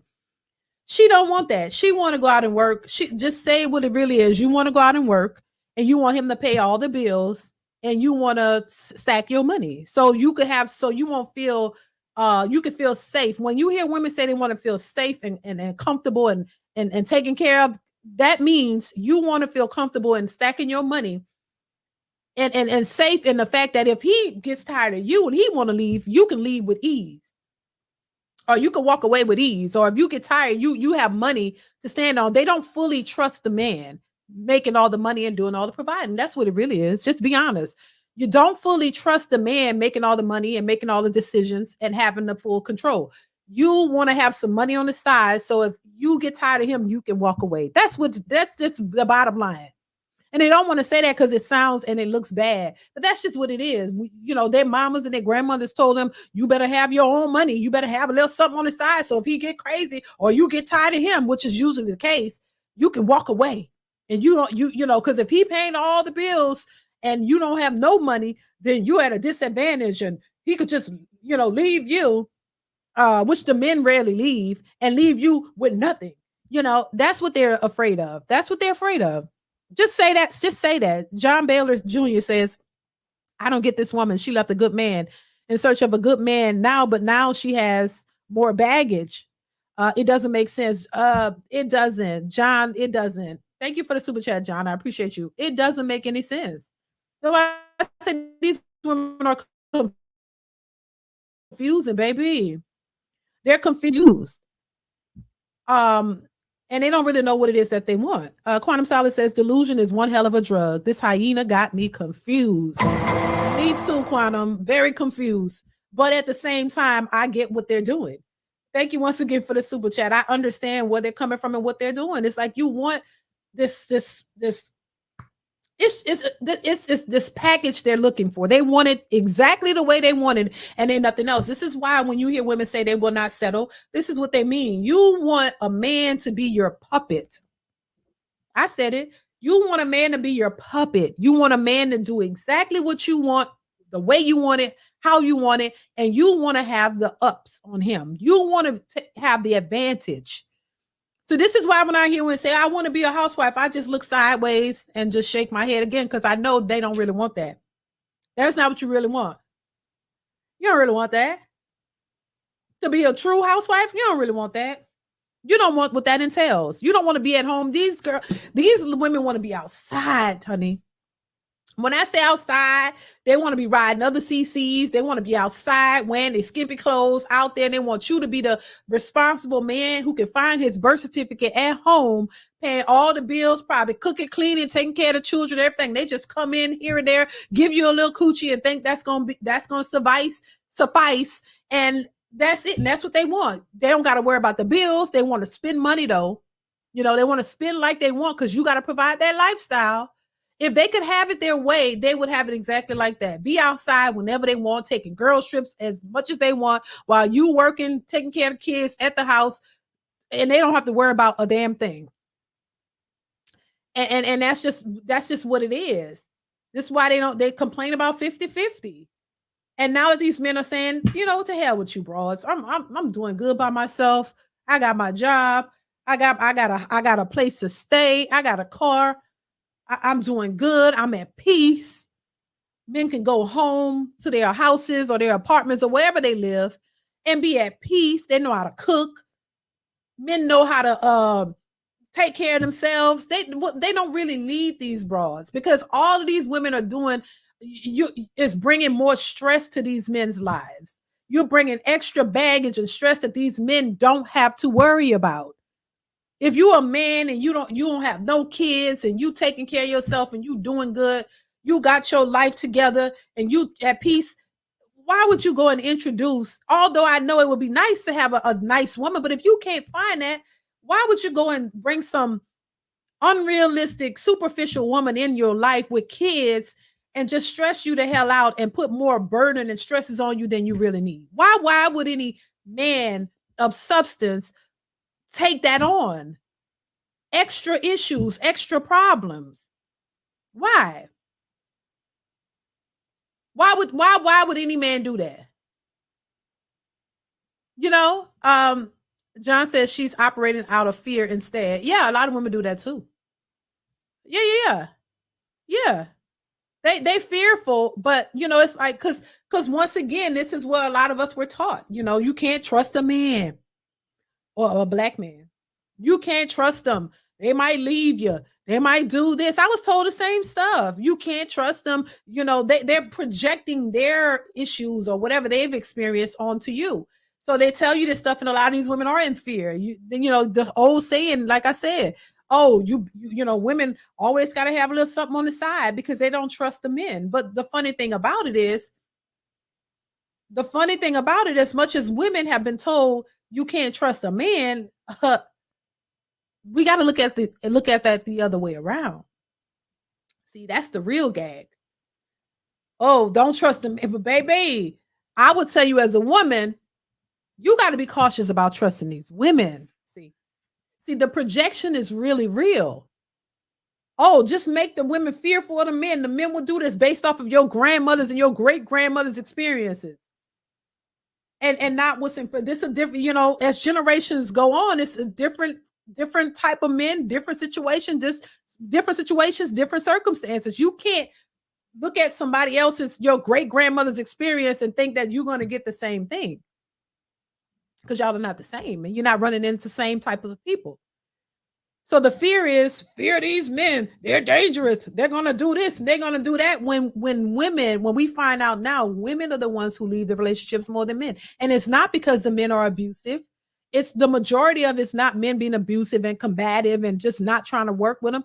It's because the women are superficial. They're expecting the wrong things out of these men based on what their mothers and grandmothers and great grandmothers told them. They're the ones who are entitled and think that they are better than the men that are surrounding them. It's not because and we've seen too much of these women talking about they've had good men, but somehow, some way in their feelings, they just didn't think that he was good enough. So social media got these women thinking that there's something better, that they can get a more richer man, a better looking man, and all of these type of things. And if they go out and get their BBLs and slap these wigs onto their heads, that, oh, this is going to yield them the type of men that they want. And they're sadly mistaken. So now that you left your good man and you out here in these streets, you realize you out here by yourself and you out here struggling and there's competition. And these men expect something too. And your BBLs and your tight wigs and long nails is not what these men are looking for long-term, successful, stable relationships. They're looking for the things that men have always looked for. Cooperative, submissive, feminine women who want to be at home. If these men are making all this money, they don't need you to show them how to make no money. They don't need you to make all this money. They need you to be cooperative in the areas where they want to have you, where they feel, you can give something that they need or want. They don't need you to get to the bag. They already got the bag. So now they're sitting around looking stupid, looking around like, what? I got this BBL for nothing? Oh my God. Why they don't want us? Oh, they want younger? They don't want women with children? I'm 45 and I got 3 baby daddies. You don't want me? I look good. No, they don't, sis. You miss your opportunities. And you back out here struggling and complaining. Because the majority of men don't want what they see out here. And the majority of these women are thinking that their accolades and their degrees and all this stuff is putting them at the top of the list, and it's not. That's your accomplishments. That's great. But if you're looking for a man to be the sole provider, what does your accomplishments and your money mean to this man? This is why men say they don't not worry about your money. Not in a sense of we wouldn't like to have you to, if you want to make the money and that's what we're doing, yeah, if you're going to contribute, it'd be great. But they know that a lot of these women don't want to contribute. Look at this woman. She want to go make money, but she don't want to really contribute.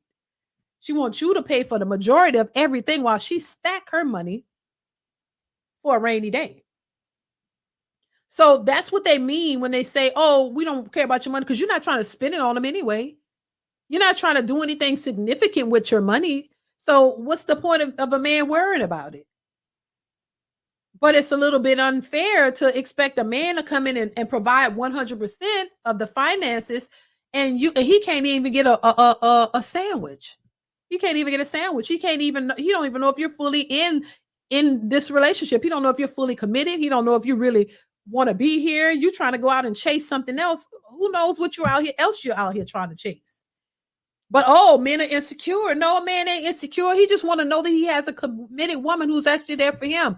A supportive woman. If you're not trying to give him what he wants, but you want everything for him, how you think that's gonna work? That's why the relationships fail. That's why they fail. Quantum Solace says, DeeDee, I believe she thinks her aesthetics is the sauce that will get her what she wants. She doesn't realize that brothers are on another level of progression and are not putting up with crazy. This woman, how she thinks that her aesthetics is the sauce? Like what? Because she light skinned? But I agree with you saying, Quantum. I appreciate the super chat. I mean, it don't work like that. Even the BBL chicks, even the chicks that consider themselves bad bees can't get no man. Even they can't get a man. They're struggling. Dr. Steele says, because of your attitudes, ladies, you may look like a 10, but your attitude can either solidify or destroy your attractiveness. Thank you, Dr. Steele, for the super chat. I appreciate you. I say it all the time. It really is your mentality and your attitude. If you think you're superior to men, that's not going to fly.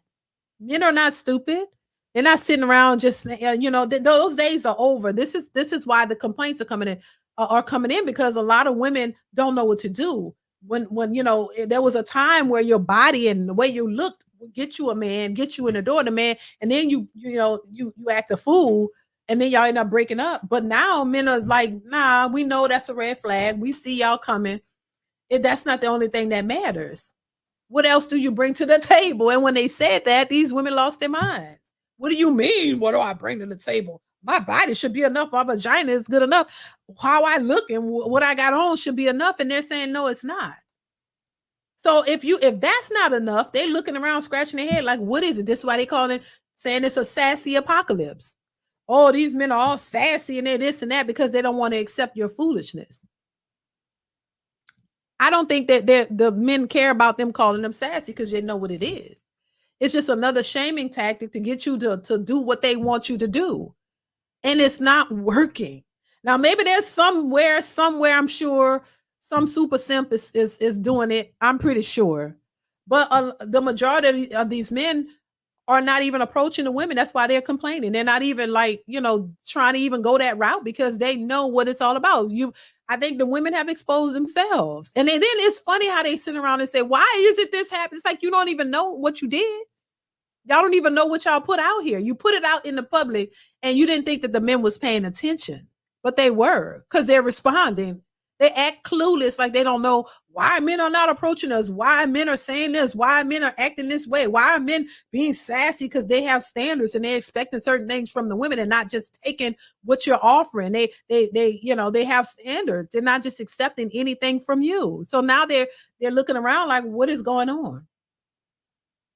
It's funny how they always act like they don't know how did we get to this place? This video I posted a while back, probably last week, where this woman was saying men are not getting up off the bus to give their seats to a woman. And why should they? Y'all are equal. If you was at work all day, so was he. So if he tired, why? It's not like it used to be. That chivalry stuff, you don't see, because women said they don't want a man to open the door for them.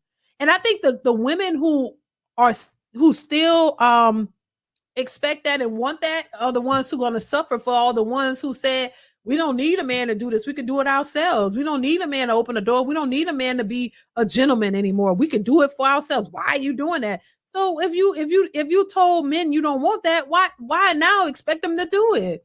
It's insane. It's like I think a lot of women, and once again, it's not all women. I think a lot of them really think that men move the way they move. Women really do think that a man think the way they think. And it's just not the truth. You want men to respond and act the way you would normally act. See, women go back and forth. Like, oh, you'll say one thing, but you mean something else. I know y'all have heard that. You say one thing, you mean something else, or you change your mind. You say this and then you change your mind. No, I want to do this. And you think that men do that, and they don't. I had to learn that too. They don't move like you. They don't talk like you. They don't move like you. So if you say what it is that you want, and the man hears you, he's going to respond according to what you say. Now, if you say that and then and you go back and change your mind, then that's on you. He heard what you said and he's going to respond to that. That's what's happening. But they want men to have this, this telepathy or this, this back and forth. And a lot of men don't have that back and forth. You know what I'm saying? And so that's why they be confused. Oh, yeah, we said we don't want y'all to open the door for us, but we changed our mind. And, now we want you. So you think a man is sitting here trying to gauge what you want and what you don't want and when you change your mind and when and all of this? No, the last thing they heard was, we don't want y'all to do this for us. We're equal to you. And that's what they heard. We don't need a man. So now they're not approaching you. We can do it by ourselves. We make more money. Y'all ain't ish. Y'all are this and that and that. So they're responding to that because that's what they heard.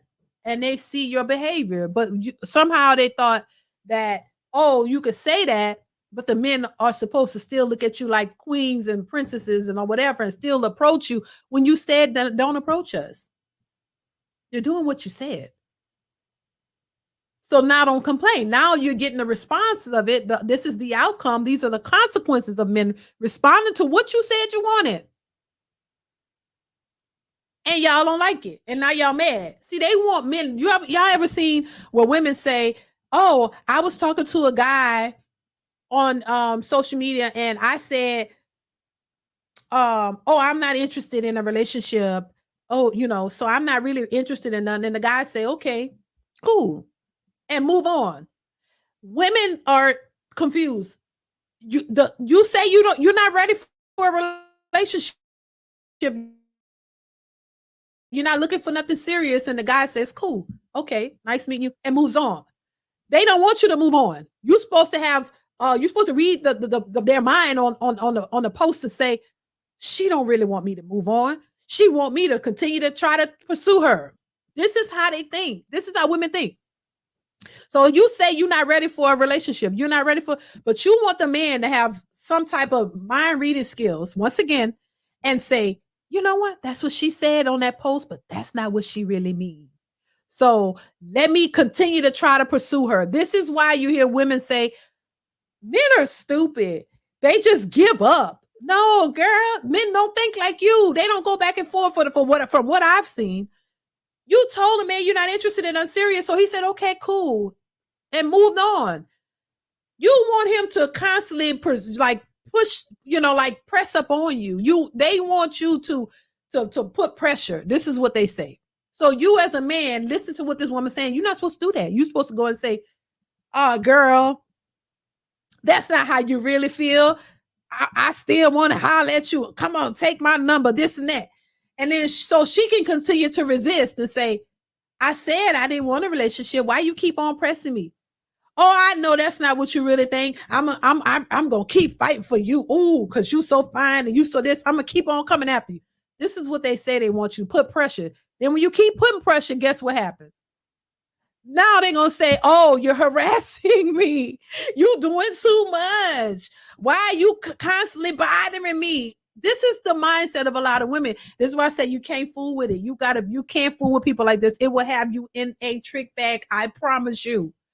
This is a confusing way. This stuff been happening years. Oh, they taught us, oh, if you talking to a guy and he call you, don't answer the phone on the first ring. Let it ring 3 times. If it rang 3 times, don't pick it up or wait. Act like you're not interested. If a guy is showing interest, you're supposed to act like you're not interested. You're supposed to run away while he's running towards you, right? And that's the chase. It's like you're supposed to act like you don't really like him because for whatever, I don't know who made that up. It's the stupidest thing ever. And that's what they're doing. So they want you to keep running behind them to make them feel good. It boosts their ego. And even though you don't want them, you still want the chase. The minute he don't do that, what's wrong with men? They don't chase us anymore. Like, it's a mind game that a lot of these men shouldn't be playing. You shouldn't be participating in these mind games that these women come up with because it's foolishness. We're not children. These are adults. But this is how women think. Oh, men don't chase anymore. Well, if you say you don't want it, you're not interested. Why you want to keep? Then, like I'm saying, then it's harassment, and it could be a harassment charge. So this is why I say, as men, you can't. You're damned if you do, damned if you don't. And I didn't understand this. I've been hearing this since I was young, teenager. I didn't understand it then, and I don't understand it now. It's just it's a game that a lot of men don't want to play, and you shouldn't be playing. Because it's foolishness. Divine says men are becoming celibate with their wallet because of modern women's mentality. Modern women expect a strange man to pay their bills off the bat. That's the truth. That's the truth. Thank you, Divine, for the super chat. That is true.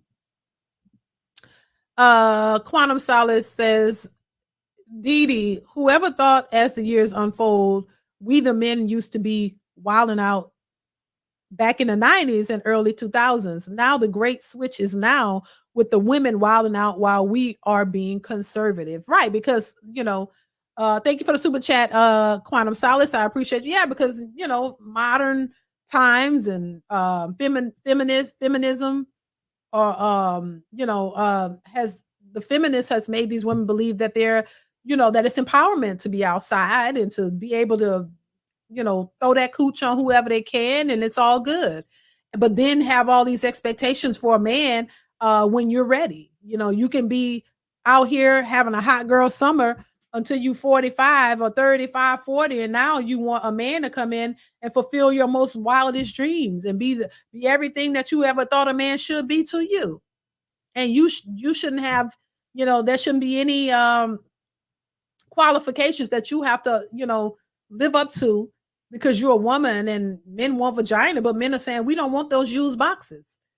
We don't want these sloppy boxes that you done throw on everybody. Gave every man the best of you, and now you got to come back as a and pick up the pieces literally to these vaginas and just settle for it and take them and their kids and everything else and deal with their trauma and their baby daddies and all this stuff, but treat them like queens. This is insane. Let me play the last. I don't know what else they said on this video. Let me play the last of it. Let me see. No, I am not. Okay, what kind of phone do you have? An iPhone. All right, so go to the App Store, type in Kendra G Singles, and create your profile. How do you spell your name again? TIANNA. T-I. Okay, so that's just her telling her about the app and all of that. Baby, it's just a hot mess. And I say it all the time. And I and look, I want women to understand this channel. Listen, I'm not trying to bash women. I'm trying to get women to understand what relationships should be about, what you should be looking for in a man. And that the social media and all these sprinkle ladies and all these people who are telling you all this stuff. She's essentially telling you how to use a man. And if you're not in the using business and you really want to stay, because that's not going to get you very far. Men aren't stupid. They know when you're trying to use them. They know that when you're just after their money. So that is not going to get you what you really want unless that's your MO. If that's just what you're out here trying to do, well, then you follow that. But if you're really trying to have something real serious and something solid, that is not the way to go about looking for a good man. Just saying. And so, for the women who want healthy relationships and you just haven't been able to get it, I'm trying to just give you a bit of advice just based off of my own experience that, listen, that's not the way to go about it. You need to understand that men have standards too. And if you do want a certain caliber of man, you got to understand that you have to bring something to the table more than just your vagina, that you have to understand that men are looking for quality women. You want a quality man. That man wants a quality woman.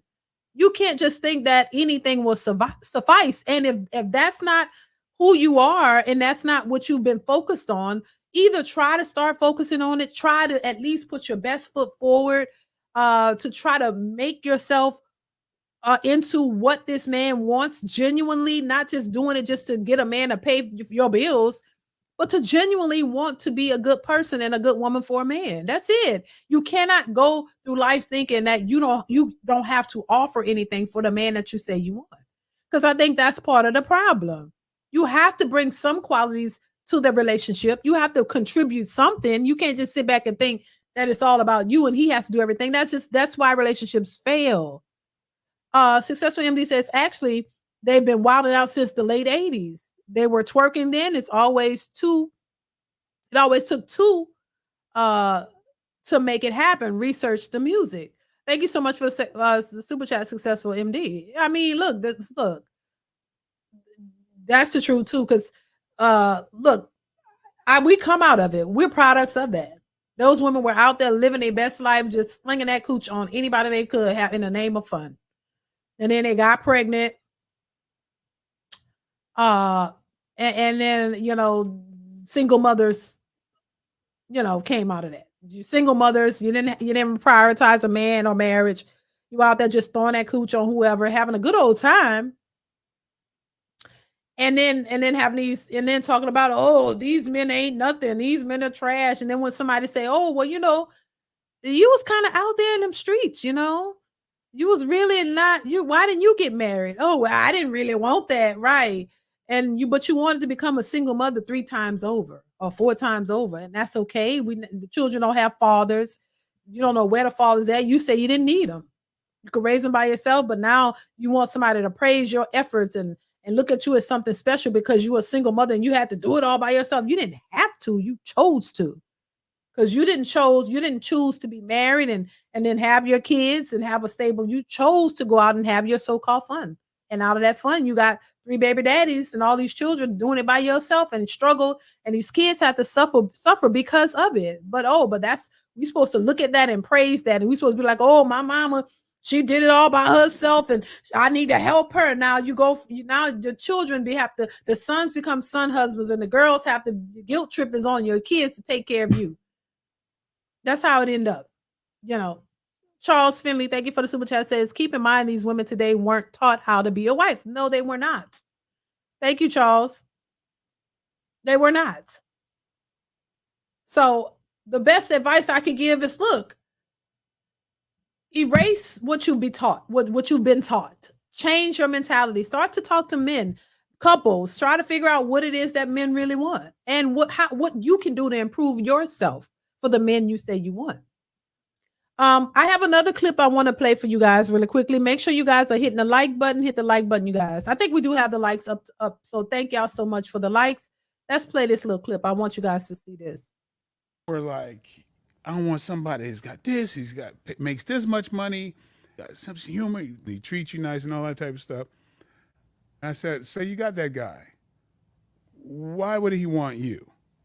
I'm on social media all the time, and I'm seeing different women talking about what they want in a man, and they want a good man who's fine and has money and a car and an education and a job, and the list goes on and on and on.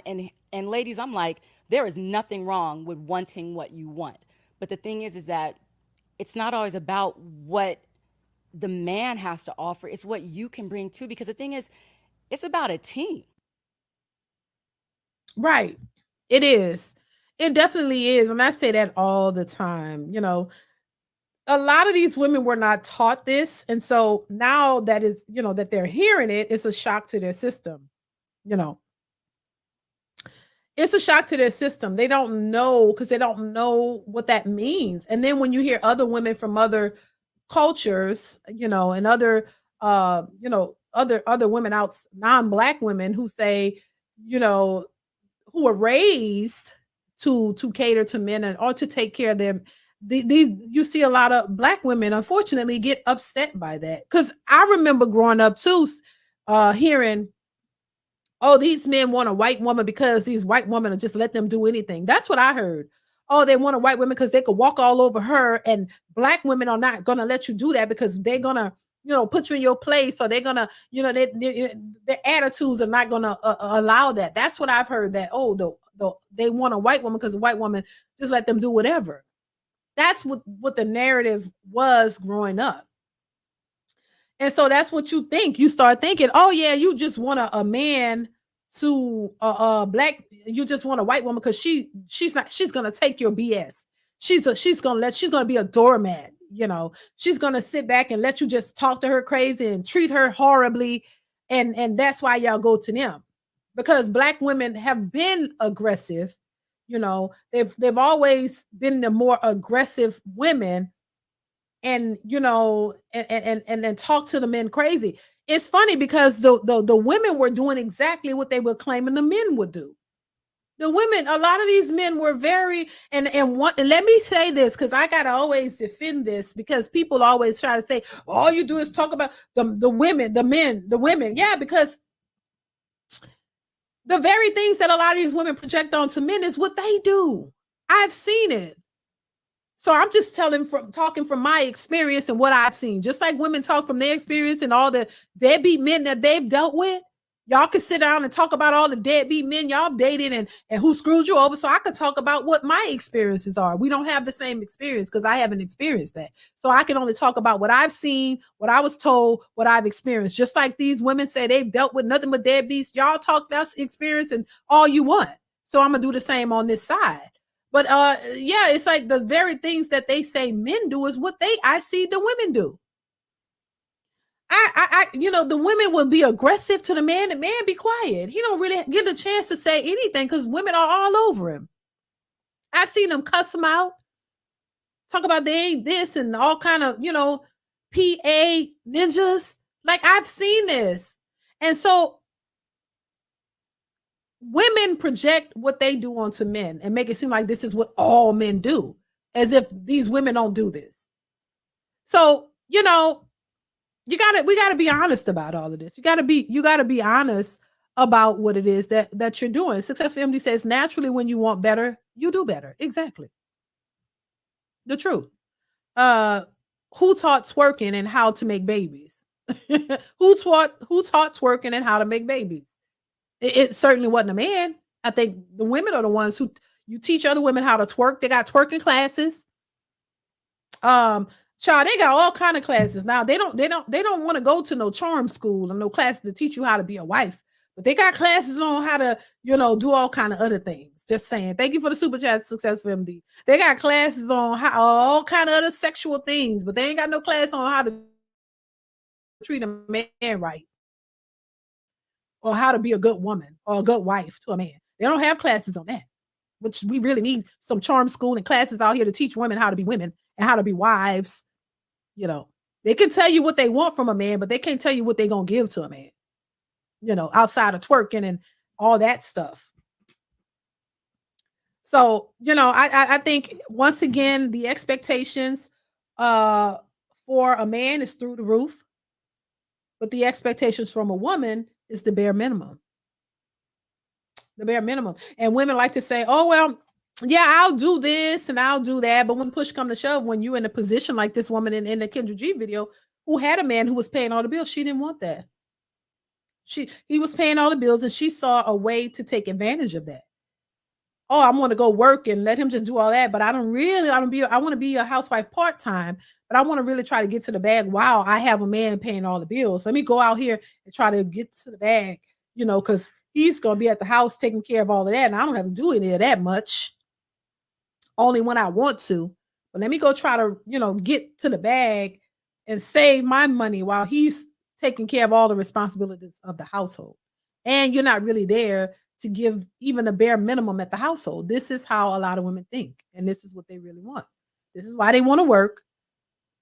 They don't want to go half or go on anything. You want him to pay everything, even though you can get to the bag and save your money. So when the rainy day comes or you feel like you want to leave, you can leave. That's just how it is. That's just how they think. And a lot of men are not falling for that. Bottom line. I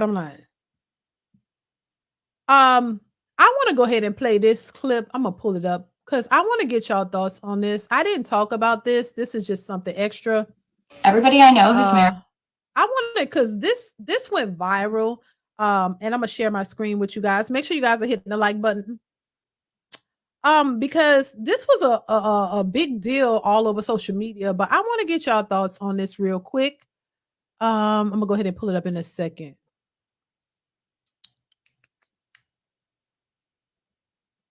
Hold on, let me see. Let's share my screen with you guys.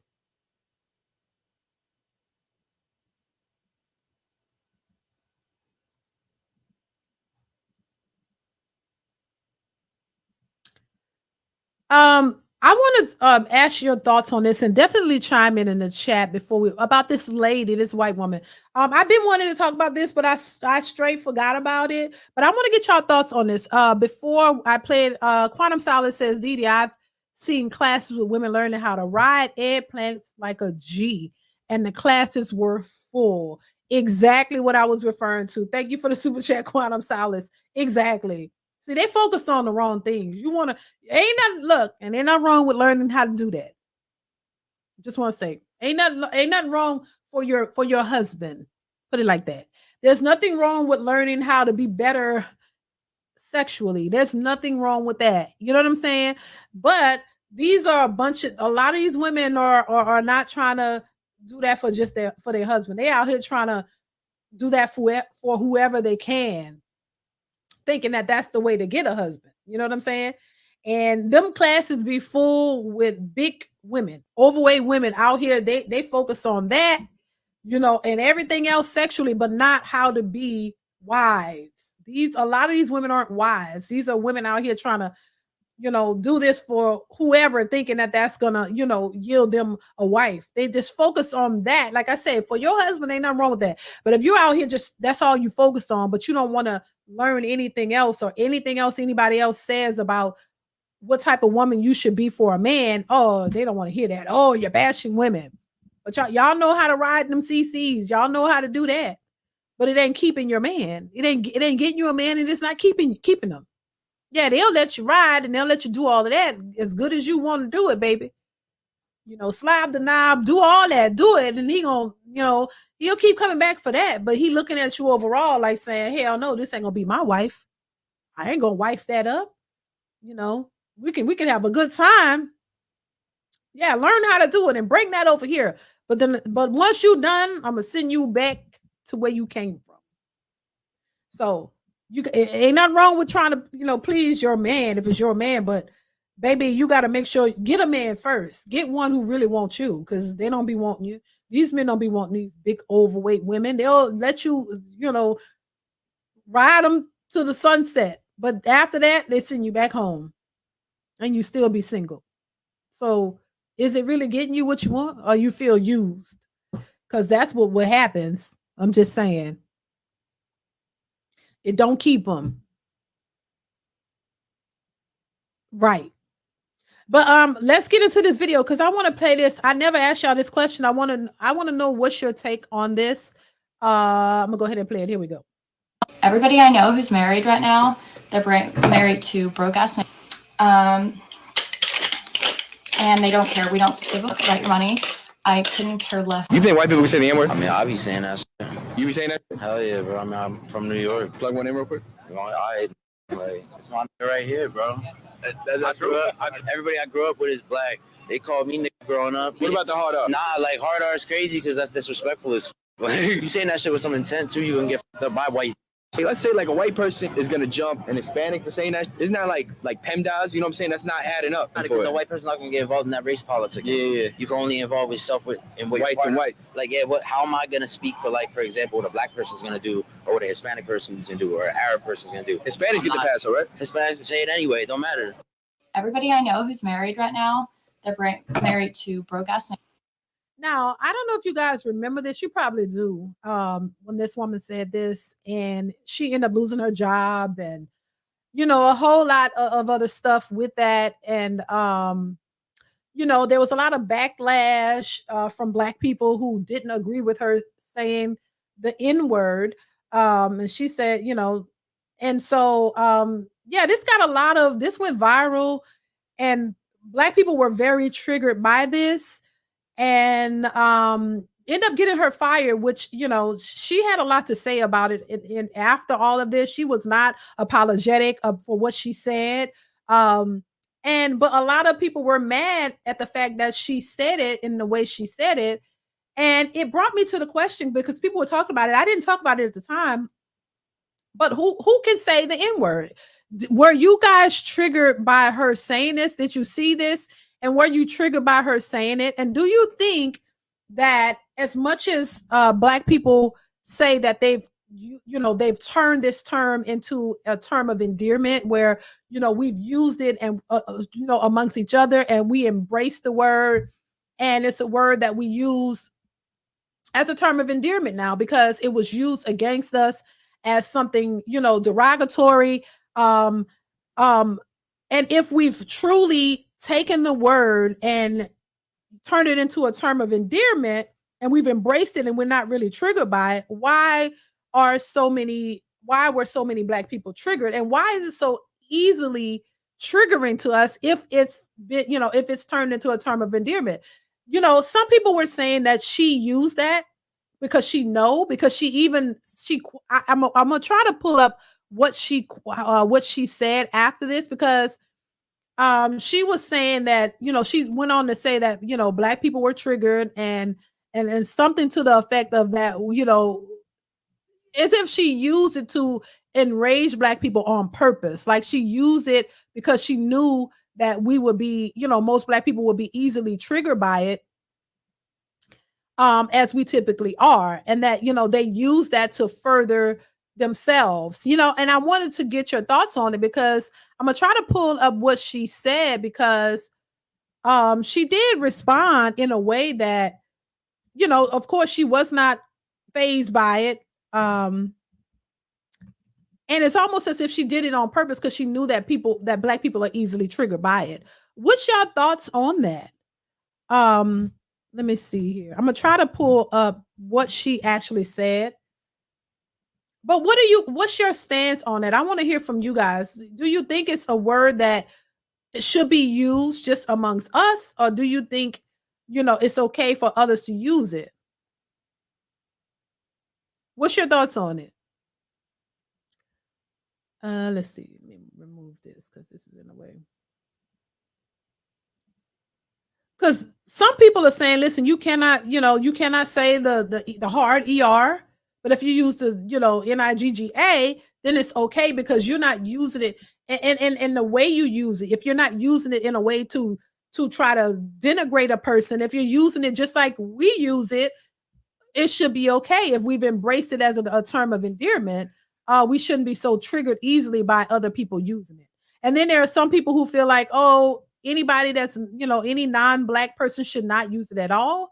I don't know. This was just a big discussion. A Successful MD says it was popular, common slang. I'm not offended because she shouldn't use it towards because we shouldn't use it towards one another, but we do. I despise such words and don't use it. Thank you, Successful MD. And that's how a lot of people, some people feel like, listen, we shouldn't use it. We shouldn't take it and use it with each other, because when we use it, other people feel comfortable using it as well. And I think that's what happened in this particular clip. I personally don't think she used it as in a derogatory way. And nowadays everybody uses it. Everybody says it. Everybody says it's not just Black people. You got white people calling each other that term. Everybody is using it. So have we made it okay for everybody else to use it as a term of endearment, or what? Because it's being said in music, but then white people, there are people who use it in their music, but they don't want anybody non-Black to sing a song that has the word in it. It's a little confusing to me, and I think different people have different takes on it. Everybody doesn't see it the same way, but I'm like, if we're using it as a term of endearment and other people are using it as a term of endearment, what would be the issue? And if we don't want them to use it, why do we constantly use it?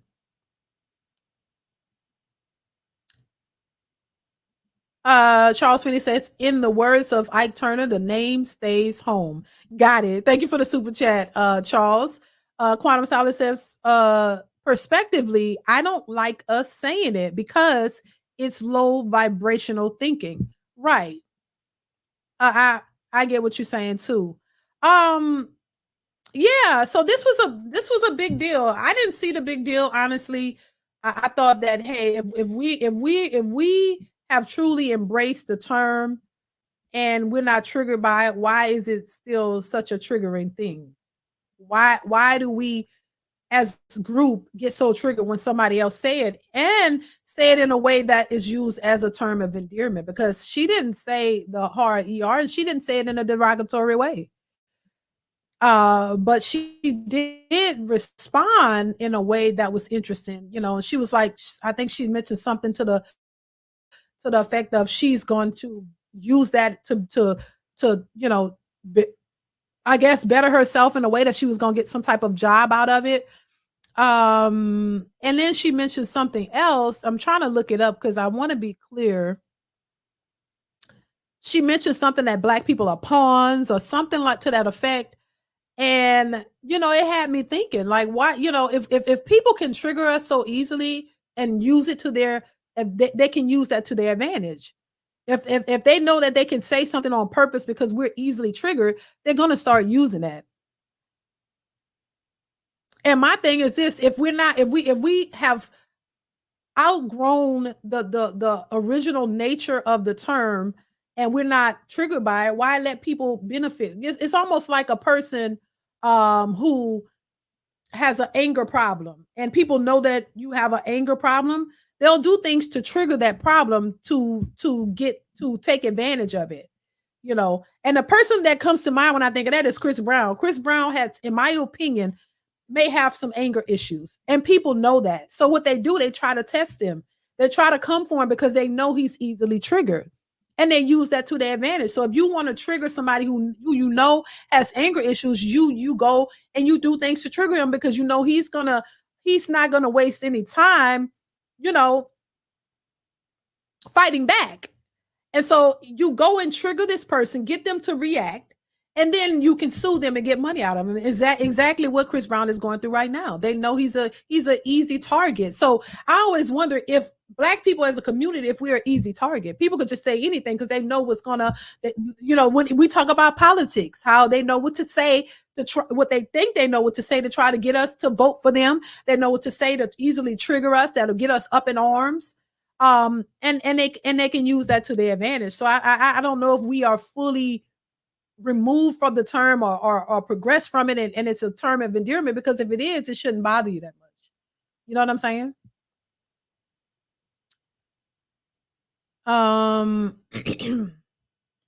So that's my thoughts on that. Broke a ninjas is common term by women.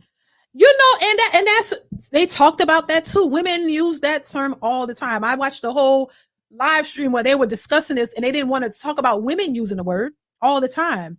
And my thing is this, what's the difference if a woman or a man or any if a man, let's say a man versus another man, if a man told you to your face you a broke a ninja, what are you going to do? You don't think that that's triggering? You don't think now they were arguing over the fact of, you know, who should use it, who shouldn't use it.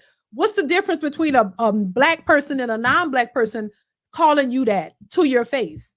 Is it still gonna, are you gonna feel less offended because a non-white person said it versus the black person? I honestly, I've seen people come to blows for saying stuff like this to another person. Is it less triggering if a black person said it versus a white person? What's the difference? It's still an insult, right? To your face, right? So that, you know, that's why I brought it up, because I thought it was interesting.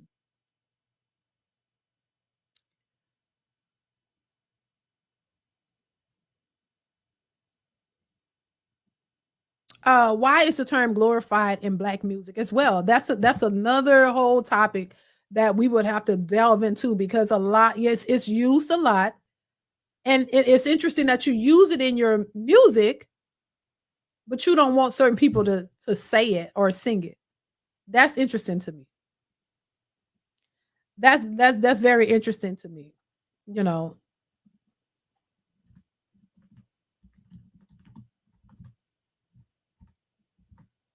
Make sure you guys are hitting the like button. Hit the like button.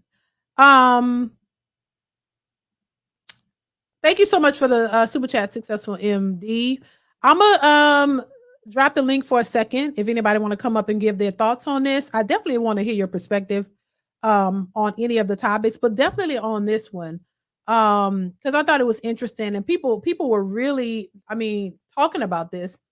Some people didn't feel that the woman should have said it because she's white. Some people thought that she shouldn't have been fired over it. There was a lot of mixed reviews on this, but I just thought it was interesting. Me and my husband, we talk about this a lot, because I'm like, you know, if you don't want anybody to say the word, why are you, you know, 1 minute I'm like, you know what, it's between black people, it's okay. But then on the other hand, I'm like, well, if it's not okay for other people to use it as a term of endearment,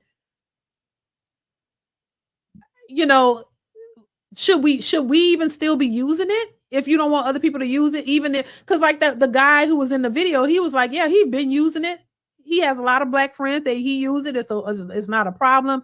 There are rappers who use it who are not black. They pointed out one Fat Joe who is not black, but he's used the word, but then all of a sudden they don't want him to use it. So it's just interesting. That I'll just leave it at that. That's just interesting at best. But I just had this video up here and I wanted to share it because I thought it was an interesting take, and thought it would be interesting to kind of at least address. So I'm gonna leave the link for a second. If anybody want to come up, come on. If not, we're gonna go ahead and wrap this up. Shout out to everybody in the building, everybody who supports the channel, who've given super chats or cash apps or liked or shared the content. I appreciate you guys so much. Let's see here. Dark Matter says, it isn't that it's glorified in music. We use it casually every day. Didn't make it about the music. You sound like an agent. I don't know who's he referring that to. A black man can call me a ninja because he not calling me that because I'm a black person. Got it. Ignorance is universal. Ray H says, show the video again. I missed it. I'm not gonna play it too much, Ray, because if you play it too much, then YouTube start, you know, they'd be tripping. Arpane, Hey, hold on. How you doing? How you doing? I'm good. How are you? Oh, fine. Yeah, you know you was gonna drop the link. You know, Yeah. I know you're real cautious with that these days. Huh? Yeah. Yeah, but Yeah, I'm that's glad cool. to see you up here though. What's your thoughts on this? Well, I mean, Kendra G and those ladies, it never surprises me. It just tells you that there's a large sample of women who are, I don't want to say lost or delusional. We just know that they're out of step with reality, not because they're delusional. It's just we could call it delusion, but I think when we put a name to it like that, I don't think we do it the right service. I just think that's the sign of the times, and it shows you why we're lost and our relationships may never come back because these women actually believe what they're saying. Right. You know what I'm saying? So when a person doesn't think they're wrong, all your logic doesn't really matter. I don't know if that's me or you. I don't know. Do you hear echo? I don't. Oh, okay. It might be just me. No, that's what I'm saying. I just think that, delusional is like when we call the bad guys crazy, that kind of belittles the fact that they're dangerous. I'm not saying the ladies are dangerous, but they're not really delusional from the standpoint. This is what they really believe. And I don't know how to combat somebody who has a belief system, or as Chris Secure says, their value system is off. Yeah. I don't know how you combat that. So I don't pity the guys of today. Right. I really don't. I really don't. Yeah, it's because it's crazy. But you know what? I think too, like I I said, said I don't envy them. That's what I should have said. right. Yeah, I think a lot of it is taught behavior though. Like because like I said, I can remember growing up, it's what you know how they say if you want something, you want to teach a person something and you teach them, start early, start young. Right. A lot of the stuff that I've heard growing up is what a lot of these women have heard also, what men are, like I said, I've heard women say men ain't this and men ain't that, while I'm looking at women who are doing things that are questionable. But as a child, you can't say anything. You look back and you realize, oh my God, she had a man, she had another man. She was cheating on this one. She got 3 children, 3 baby daddies. You see it happening right in front of you. In front of your eyes, yep. Yeah. And you don't, as a kid, you don't realize what's really, like, you realize it, but you can't say anything. But those same women are still saying the men are the problem when some of this stuff, I mean, I've seen men fighting over you. You got different men. You're not doing what you're supposed to be doing either, but it's always pointed at the man like, oh, he sold this and he sold that. But I see you cheating on him. He don't know. There's another man in the house, but he don't know that you had that man there. It's like, it's a lot going on right before our eyes. And we turn a blind eye to it because our mothers give us this sympathy and, oh, I'm your mom and I'm a single mother and I had to work hard and I struggled. They want us to feel sorry for them. Absolutely. That's my experience. But it's just the way it is. And I mean, Kendra G, listen, she has so much content that there's channels out here that just do reaction videos to her, all that stuff. That's all they do. And and it's all, to me, I'm an engineer, so all that's real data. It doesn't matter how, maybe ratchet or off those women are, because she has a certain kind of women, and the reaction to them is like, maybe around, I don't know, 5% of the women are gems. Yeah. Who actually are gems, who are somebody would want to go with. The other ones have so much baggage and they're oblivious to it. Yeah. I mean, it's just crazy. And then the men who come on there, forget it. I mean, they had a couple of good guys, but she doesn't get as much men. But those guys are the same kind of situation. Yeah, but that's why I talk about it, because I try not to, I talk from a woman's standpoint because I know I've seen a lot of stuff that women have done and I never agree with it. I always saw it. Like I said, I work with women who talk about cheating on their man and what they did and all this kind. I'm just looking at her like, what? And then when a man leaves, she mad. You got an attitude. It's just, I think a lot of our women need to focus on themselves and try to do better. That's it. And not saying that men don't have issues or certain men don't, because they do. But just like you hear people say, oh, as men should try to correct the other men and all of that, because y'all relate on certain things. There's certain, I'm not a man, so I can't really tell a man how to be a man, but I can certainly tell women how they can do better as women. Yeah, but I you know what? I think men who are in circles of men, I think we're easier for us to tell guys, you're messing up. We don't have that same kind of issue. You know, like if we get overweight, your boys don't have no trouble calling you a fat bastard. Right. You know what I'm saying? They don't soft shoe it or nothing. You know, I mean the curse, but I mean, you know, so guys will do that for each other. You know, I have some of my buddies. I had a guy, he was thinking about cheating on his wife. I told him, I said, man, you know, don't you even think about it. I said, because if you open that genie, you're never putting it back in the bottle. Right. And I know you well enough. You're the kind of guy who one day is going to confess and think she's going to forgive you. That's just, you know, just go take a cold shower and look at your wife in a different light. Shut the hell up, man. I don't ever do it. You know, I mean, so, you know, I mean, I don't know. Women move differently from that. Oh, if yeah. a woman is seeing her girlfriend, she gonna cover that up. It's the girl code. She's not gonna tell her, girl, you shouldn't be doing that. She gonna look at that as this, you do you. Yeah. She said, I got me a sneaky link too. Right. You know, that kind of stuff. You know, so I don't know. That's the difference. That is the difference. And I just think if you know, women don't accept that as a problem, they just look at it like, oh, we as women, this is just how we move, and you gotta accept it. No, and I don't know. I don't know how I end up seeing it differently. I don't know, because I was raised very similar to a lot of these women. But I just don't think it's, you know, that's not this girl code. Yes, do you think you're a unicorn though? Probably. You do? Yeah. I mean, I'm older than you are. I mean, I'm probably around 20 years or so. How old are you? No, you're not that older than me. I'm 66. Oh Lord, I don't know why. You look good. I thought you was younger. I thought you was younger. No, I'm the hated baby boomer. Oh, you know, I get abused on these YouTube streets almost everywhere I go, and I set them straight too.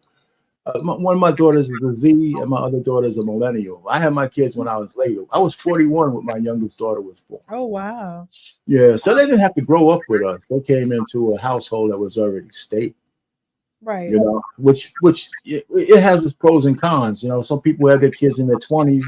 You know, you can enjoy them better when you're in their 40s because they're grown. But me, my kids, you know, I was already older, you know. So yeah, my youngest daughter, she's back with me. She's 26. You know, I'm trying to get them married, but they just working. Anyway, I want grandkids. Anyhow, but I don't want to. You got another guest over here, so. Okay. I'm hang out for a while if you have anything else to say. Okay. Hustler. What's going on, Hustler? What's going on, Hustler? Are you there? What's good, DeeDee? How you been? I'm all right. What's your thoughts on this? I will go on cam, but I'm driving right now. But that's fine. What's your thoughts, Hustler? As far as that girl using the N-word, I think this is beyond just her use of the N-word, which is derogatory no matter whose mouth it comes out of. But she literally just called she said her coworkers are dating broke ass ninjas. I mean, seriously, she just sat there and insulted her coworkers on camera. And this is why you have to be careful what you say on these social media platforms, because you don't know who the hell watching. So I believe that's what cost her job. I mean, seriously, I've heard stories of people losing their job because they go on social media talking shit about their coworkers, their managers, their boss, whoever, or they go on the company website and start saying some crazy stuff. And so, yeah, that's what I think that is. She just said the wrong thing at the wrong time on the wrong platform, and now she in trouble for it. Because trust me, this kind of stuff happens more often than people like to think. You know, that's just my take on it. But don't you think we've heard worse, right? Was it just the fact that it came from her? Because every day I hear women say the most foul things, and they, you know, I don't think people are petitioning to get them fired. I'm just trying to look at it, you know. Not as much. You just got to have the right person who wants to turn them in. Look how long it took what's her name? Cynthia G off the air. It took a white woman to do that. She said, yeah. The white woman. Oh my God. So do you think it was just a white woman to do that? Yeah. It was a white woman who got her. Women walking around out here. My question is, who's actually interested in talking to me? Wait, what you say? Oh, I'm sorry, my bad. I'm looking at something else. You talk about hot Mike. Right. But yeah, so I must have missed that video when the lady called her co-workers fooling around with broke N-words, Well, she said most of the, she didn't even say her coworkers. She just said most of the married people, she said most of the people she know are broke. Yeah, okay. Yeah. Yeah, that's what triggered them, I guess. I think we have to redefine what broke means too. For sure. We do. Yeah. I mean, there's two kinds of broke. You have the first broke where there's no job, no career, no ambitions, no money, just no money to your name. Then there's a second broke where you got money, got a job, got a career, got this, but you ain't got money, just be splurging and spending recklessly. Right. Me, I'm the latter broke. I'm gonna say I'm the latter broke. Yeah, so it's a lot of, like you said, that goes back to some women are just superficial. They think that life is some kind of fairy tale. And it's just a psychosis that's just out there. But then again, if a man is looking, those kind of women should be easy to just eliminate. If you get your emotions and your sexual, hunger out of the way, when you find a woman talking like that, you shouldn't be wasting any time. And if you do waste time with a woman like that, I don't want you to come on YouTube and start complaining that there's no good women. What are you doing trying to chase them? Like, for example, if I'm looking for a woman and she starts saying, well, how much money you have, this and that, we don't have any more dates. It's over, right? But guys who want to have sex so bad, they say, well, let's see how this plays out, right? And then you just end up getting used, you get bitter, and then you come on YouTube and complain about there's no good women. Well, why are you wasting your time with them? Like my daughter, right? She's in the dating market. And I told her, if you're fooling around or you got a guy friend that you like, but if you don't want to introduce him to me and your mother, then why you waste your time with him? Right. Why waste your time? And I told her, so unless you just fooling around, right? But but she's not necessarily like that. She wants to wait to see if he's sure. I said, if he doesn't want to meet us and you don't want to introduce him to us, you're wasting your time. Right. Especially if you want to get married. Mm-hmm. Yep. Sums it up. Go ahead. But let me ask you this: do y'all think it's harder for our because my oldest daughter is gonna be 25 in December. Right. So do you think it's gonna be harder for them to find somebody that wants to marry them and be with them in this day and age? Oh yeah. Yeah. They gotta want to be married too, though. They gotta be married too. They have to want to be married as well. Right. Because if that's true, then they would be eliminating the guys who are just fooling around. Mm-hmm. Right. So it's because they have to learn to divide, just having fun with somebody from somebody who's intentional. So that goes both ways. It's going to be hard to find an intentional man, just like men say it's hard to find an intentional woman. Mm-hmm. It is. And we can thank our evolution of society for that BS. No doubt. Social media giving women, imaginary options. And I say imaginary because you got options from men on social media, but you don't know what you don't know them, don't know what they look like for sure.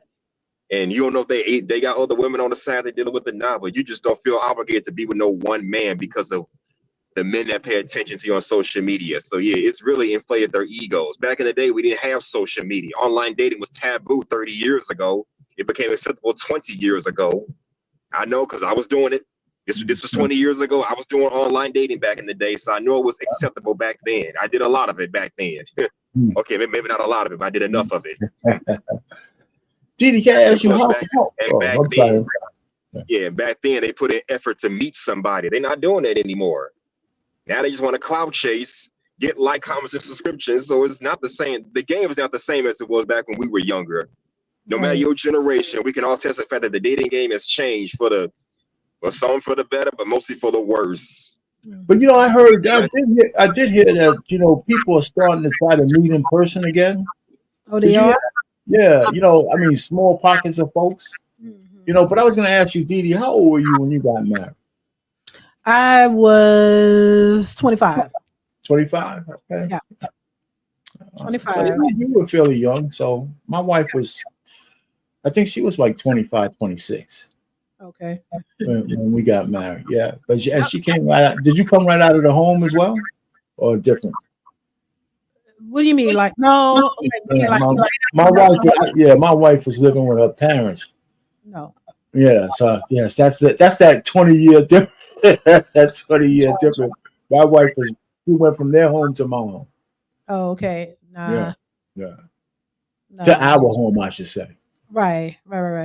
Yeah. I was single. I had my own apartment. You know, I was out of the house. But not that far from being out of the house. No, I know what you mean. Yep. Yeah. I think that's important though, because you know, it seems to me that a lot of the people who are married, it kind of was younger and similar to that. The people who usually, you know, are older seems to be having a trouble. You're having a hard time finding somebody and getting married. I don't know. I think the longer you are single, the harder it might be for you to actually want to. There's no might about it. There's no might about it. And that's both ways. Here's my analogy, and I'll be quick about it. When you're in your 20s, 22, 23, 24, the distance between the barrier between you and the guy who's intentional, who's young around your age, is a screen door. But when you're 30s and 35, it's more like a steel cage. Right. You know what I'm saying? You know, because you it's so set in your ways. It'll take you long to get set in your ways. So now you got more distance to meld with somebody the older you are. I think that's a natural. Yep, that's true. You know, yep, that is true. And that applies to men and women. You could say I'm kind of stuck in my ways too. I just turned 40 a month ago. I'm not ready to, you know, change up something. I've been so used to doing this, that, and the third my whole life. I'm not ready to change up anything. This was 20 years ago, maybe, but I'm at this age, So yeah, we do get set in our ways. Oh, no doubt. That's why it's harder. It's harder to date when you're older. People say it's harder to date when you're older because you're older, you're set in your ways, you're not as impressionable as you were when you were younger. So yeah, it can be done. DeeDee mentioned some woman got married at 40. Well, about to have a kid at 40 from her husband. So it can be done, but it's just not going to be an easy road. It just tells you how much resolve. It tells you how much resolve they have. When you're older, your resolve is different, right? So especially when you're older, you got to really be committed to something different because you know exactly what you're getting into with another person to get your, to get that friction between you to smooth out. And it takes years to smooth out. You've been married for over 20 years, right, DeeDee? So you've been married, so you get into like this smooth thing when you know your spouse, right? So all the friction that used to come between you is like gone. It's just like a groove now. For at least that's for me. It's like a groove because I've been married. It'll be 37 years this month. Right. You know who you're dealing with. You should at that point, that person, how they are, they know you. So there's we still have differences because sometimes I'm stubborn, but he knows that about me. Like, you know what to expect. You know what you're getting. There's no questions about it. So it does make it easier over time. But I think, I have my sister, I have a twin. We're the same age. Wow. And she's single and she's stuck in her ways. And she is exactly what y'all talking about. She would like to be married, but I don't think it's gonna happen. I'm just saying. Yep, there you go. That's funny. That's the way it is. Yeah, but I had a question. Yeah, but I had a question for DeeDee, and you can answer this, sir. Do you think it's easier for men to find love at an older age? You think it's easier for women to find love at an older age? Men. I did a show on that myself some months ago, but who do you think has it easier, the men or the women? I think men do. I think men do. When I say think, it just depends. Men actually do because we're still more value to more women. We have our pool is still larger than a woman, who's older. A 40-year-old woman, her pool is not as big as a man's pool at 40, especially if he's on a square and he's halfway decent and in shape. Yeah, he's like a wanted man. You know what I'm saying? If you have any kind of anything about you, I'm not saying leave with your money. You have a big, wide swath of women who will be interested from 25 up to your age and maybe up to 45. That's a lot of women. You know, and a woman 40 Okay. years old, she'll have the young bucks, but they just want to fool around. And if it's an older guy and he wants kids, he's going to weigh whether she can give it to him. You know? Exactly. Yeah, so, It's like, damn. If Yeah. it's like if you're an older gentleman trying to date a woman your own age, you got to sacrifice youth. Maybe not so much the beauty, because you can look good at any age, but you got to sacrifice fertility. So how do you combat that? If I'm 40 years old dealing with a 39-year-old, like I said, she don't have the youth anymore. Well, she does have the beauty. That's why I'm dealing with her, but she ain't got the fertility. So how do you get around that? She can't get any kids at 39 years old. How do you get around that? well, if you want to, go ahead, DeeDee, you answer that one. A 39-year-old can give you kids. Every woman, I mean, every woman is not infertile at 39. You can still have children at 39. Yeah, my wife. Yeah, Drea Michelle did it. So I guess it's 39 possible. 39 is real possible still. You got to be up in your 40s where, because my wife was 39 with our last kid, 38, 39. But the truth of the matter is, the answer to your real question is, if you want children, you have to eliminate the woman who can't give you one. Right. Period. Doesn't matter what her age is. You know what I'm saying? So that's the difference. Even if she's fine and she's a nice woman and all that kind of stuff, she could be the greatest woman in the world. If your sacrifice to be with her is not to have kids, then you have to just know what you're doing.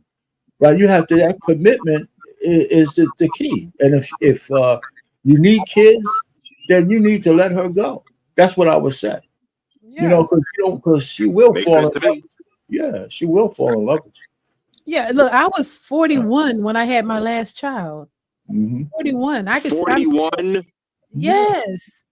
And my son is 7. So yeah, I was 41. I could still have a child. So every woman is not infertile when they get to that age. There are a lot of women that can still have children, Especially if they stay in shape. Yeah, whether they want children or not is the question. A lot of women now don't want kids. They can, just because you hit a certain age don't mean you just can't. Now, when you start going through menopause and past that, 50, 40, 50, I mean like 50, 55, 60, that's and you can get pregnant during menopause. So every woman is not infertile at that age. There are a lot of women who have children at 50 years old. Well, I wouldn't say a lot, but it happens. It happens. I And don't the thing know. about it, it's risky now. It is considered a high risk pregnancy, but you just don't That's get my to point. 39, 40 and you just can't have kids. No, 39, 40-year-olds are having children. So Well, that's my point. It's high risk. That's my point. Well, it's high risk pregnancies, or I was told I had a high risk pregnancy when I hit 35. So it's just a natural thing that it is when you hit 35, the doctors consider it a high risk pregnancy. I was considered high risk because of the age, but it doesn't mean that my pregnancy was risky. 35, I had more children after that. So I had no complications, no issues. They just naturally consider it high risk at the age of 35. Doesn't mean you have to have complications or anything like that. Because like you said, your health. If you're healthy, you have pregnancy, no problem. If you're overweight and you got hypertension and you got diabetes, that's more of a high risk. But I will just say, to clarify, the older you get, the more riskier it is. The more complications you could have. Don't mean you will, but you don't want to be in your 40s just trying to do that. The optimal time is when you're in your 20s. Because I remember being pregnant then and I had no issues with any of my pregnancies, but the last one was the most riskiest one. So you don't want to just start your late 30s, 40s having children. The best time is when you're in your 20s. You're most fit then, issues and all of those things. So yeah, but women have children in their 40s for sure. Yeah, there you go. That's true. Yeah. Okay, so there is good to know. Yeah, if you you can go to the doctor and check to see if she can have children, and if she want them. But these women, they don't act like they want children. They really act like they don't want them. And not only that, Women today are too lazy to go to the gym. They smoke, drink, and do whatever all night. Who knows if they're in good health to even have kids past that age? Well, I mean, again, this, I still say this. There's enough women in the pool out there who actually do want to be in shape and do that. I think if I had to put a percentage on it, I'd say there's like 30% women who would be good mates. The problem is they hide behind the ones who aren't. Mm-hmm. And that's where it's at. They got a lot of girlfriends in there and friends in their circle where you have to go seek them out. That's why women these days have to be more intentional, so men can and use choosing signals, so men can actually know that they're looking, as opposed to we trying to weed it out and worried about being put on social media as creeps and all that other kind of shit. Mm-hmm. So so the women who really want guys, they know how to step to. Well, they don't have no game. A lot of women don't have no goddamn game. They don't know how to approach the man. Maybe you don't know how to approach him. Ain't nothing wrong with that. I encourage women to shoot their shots at men or give a choosing signal, something. Yeah, they gotta learn how to do that. I mean, I talk about women of the West. They're so used to being coddled. So it's a skill that you have to learn. I think a lot of other women outside of the West are a little bit better at that.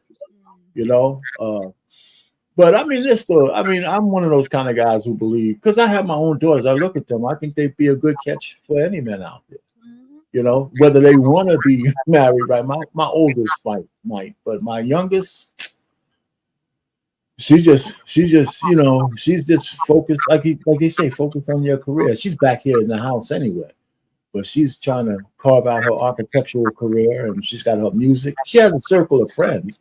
Different pockets of friends, but she ain't telling me about, hey, Dad, I'm in love with somebody. She hasn't yet.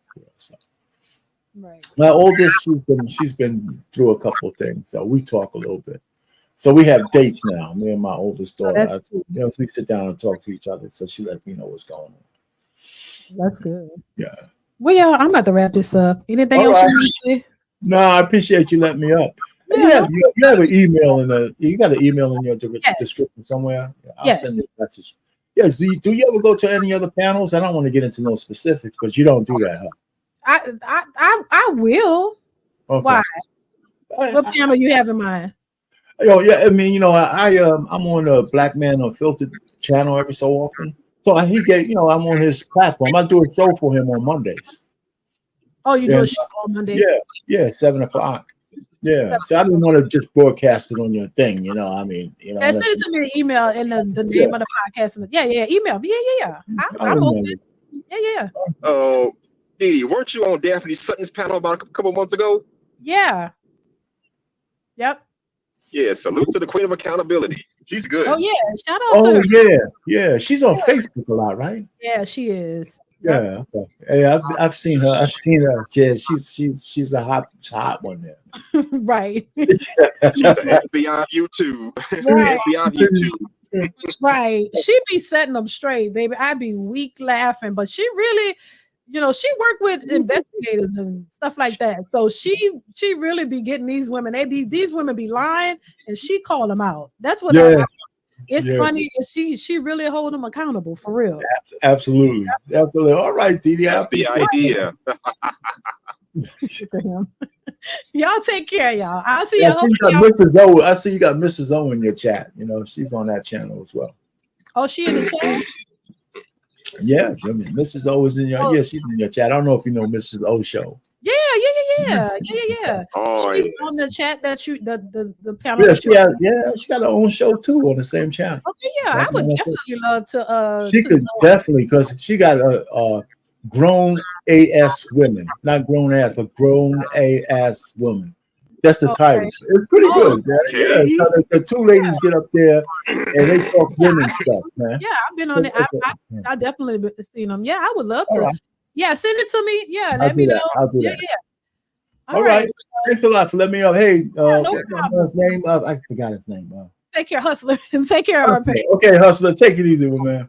Hustler, any final words? Sir. Okay, later. Great show as always. Yeah. Well, thank you for Love what being you're here. doing. Keep doing what you're doing. Keep doing what you're doing. I'm sorry. Keep doing what you're doing. Thank you. I appreciate you And for take care sure. of yourself. You too. Definitely come up next Not a time. problem. All right. See you later. Quantum Solace, thank you for the super chat. Says if a white mofo say that word in my face as a form of hate, best believe he's getting knocked the F out because I know his intentions saying it. I agree. Thank you so much for that super chat. I appreciate you as always.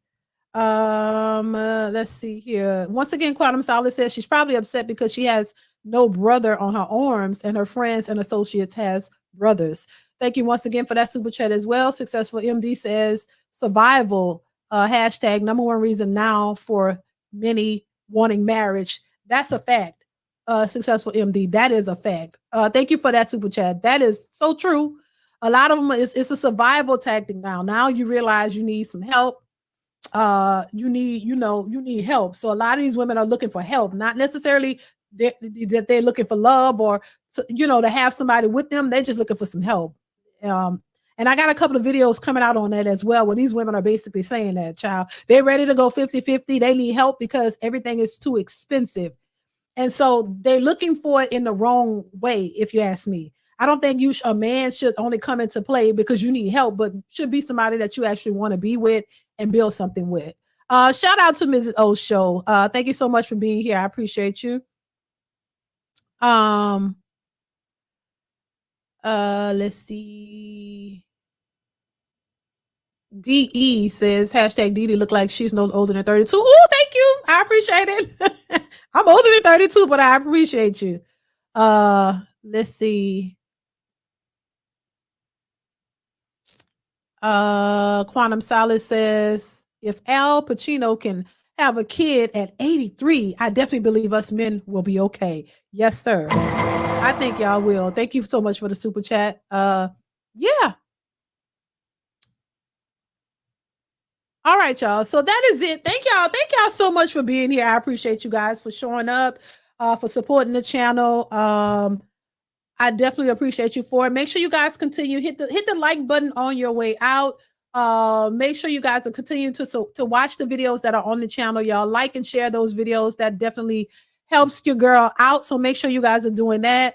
Shout out to everybody who supports the channel via Super Chat or Cash App. I appreciate you.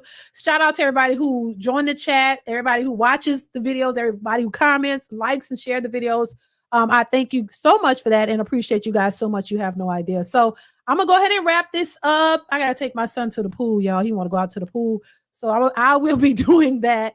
Take my son and my daughter to the pool. They want to get out. It's a great sunny, hot day outside, child. It is too hot, but it is what it is. But thank y'all once again for being here. Y'all have a great day. I appreciate you guys. Y'all be safe out here in the streets, and I will catch you in the next one. Bye. Mwah. Bye.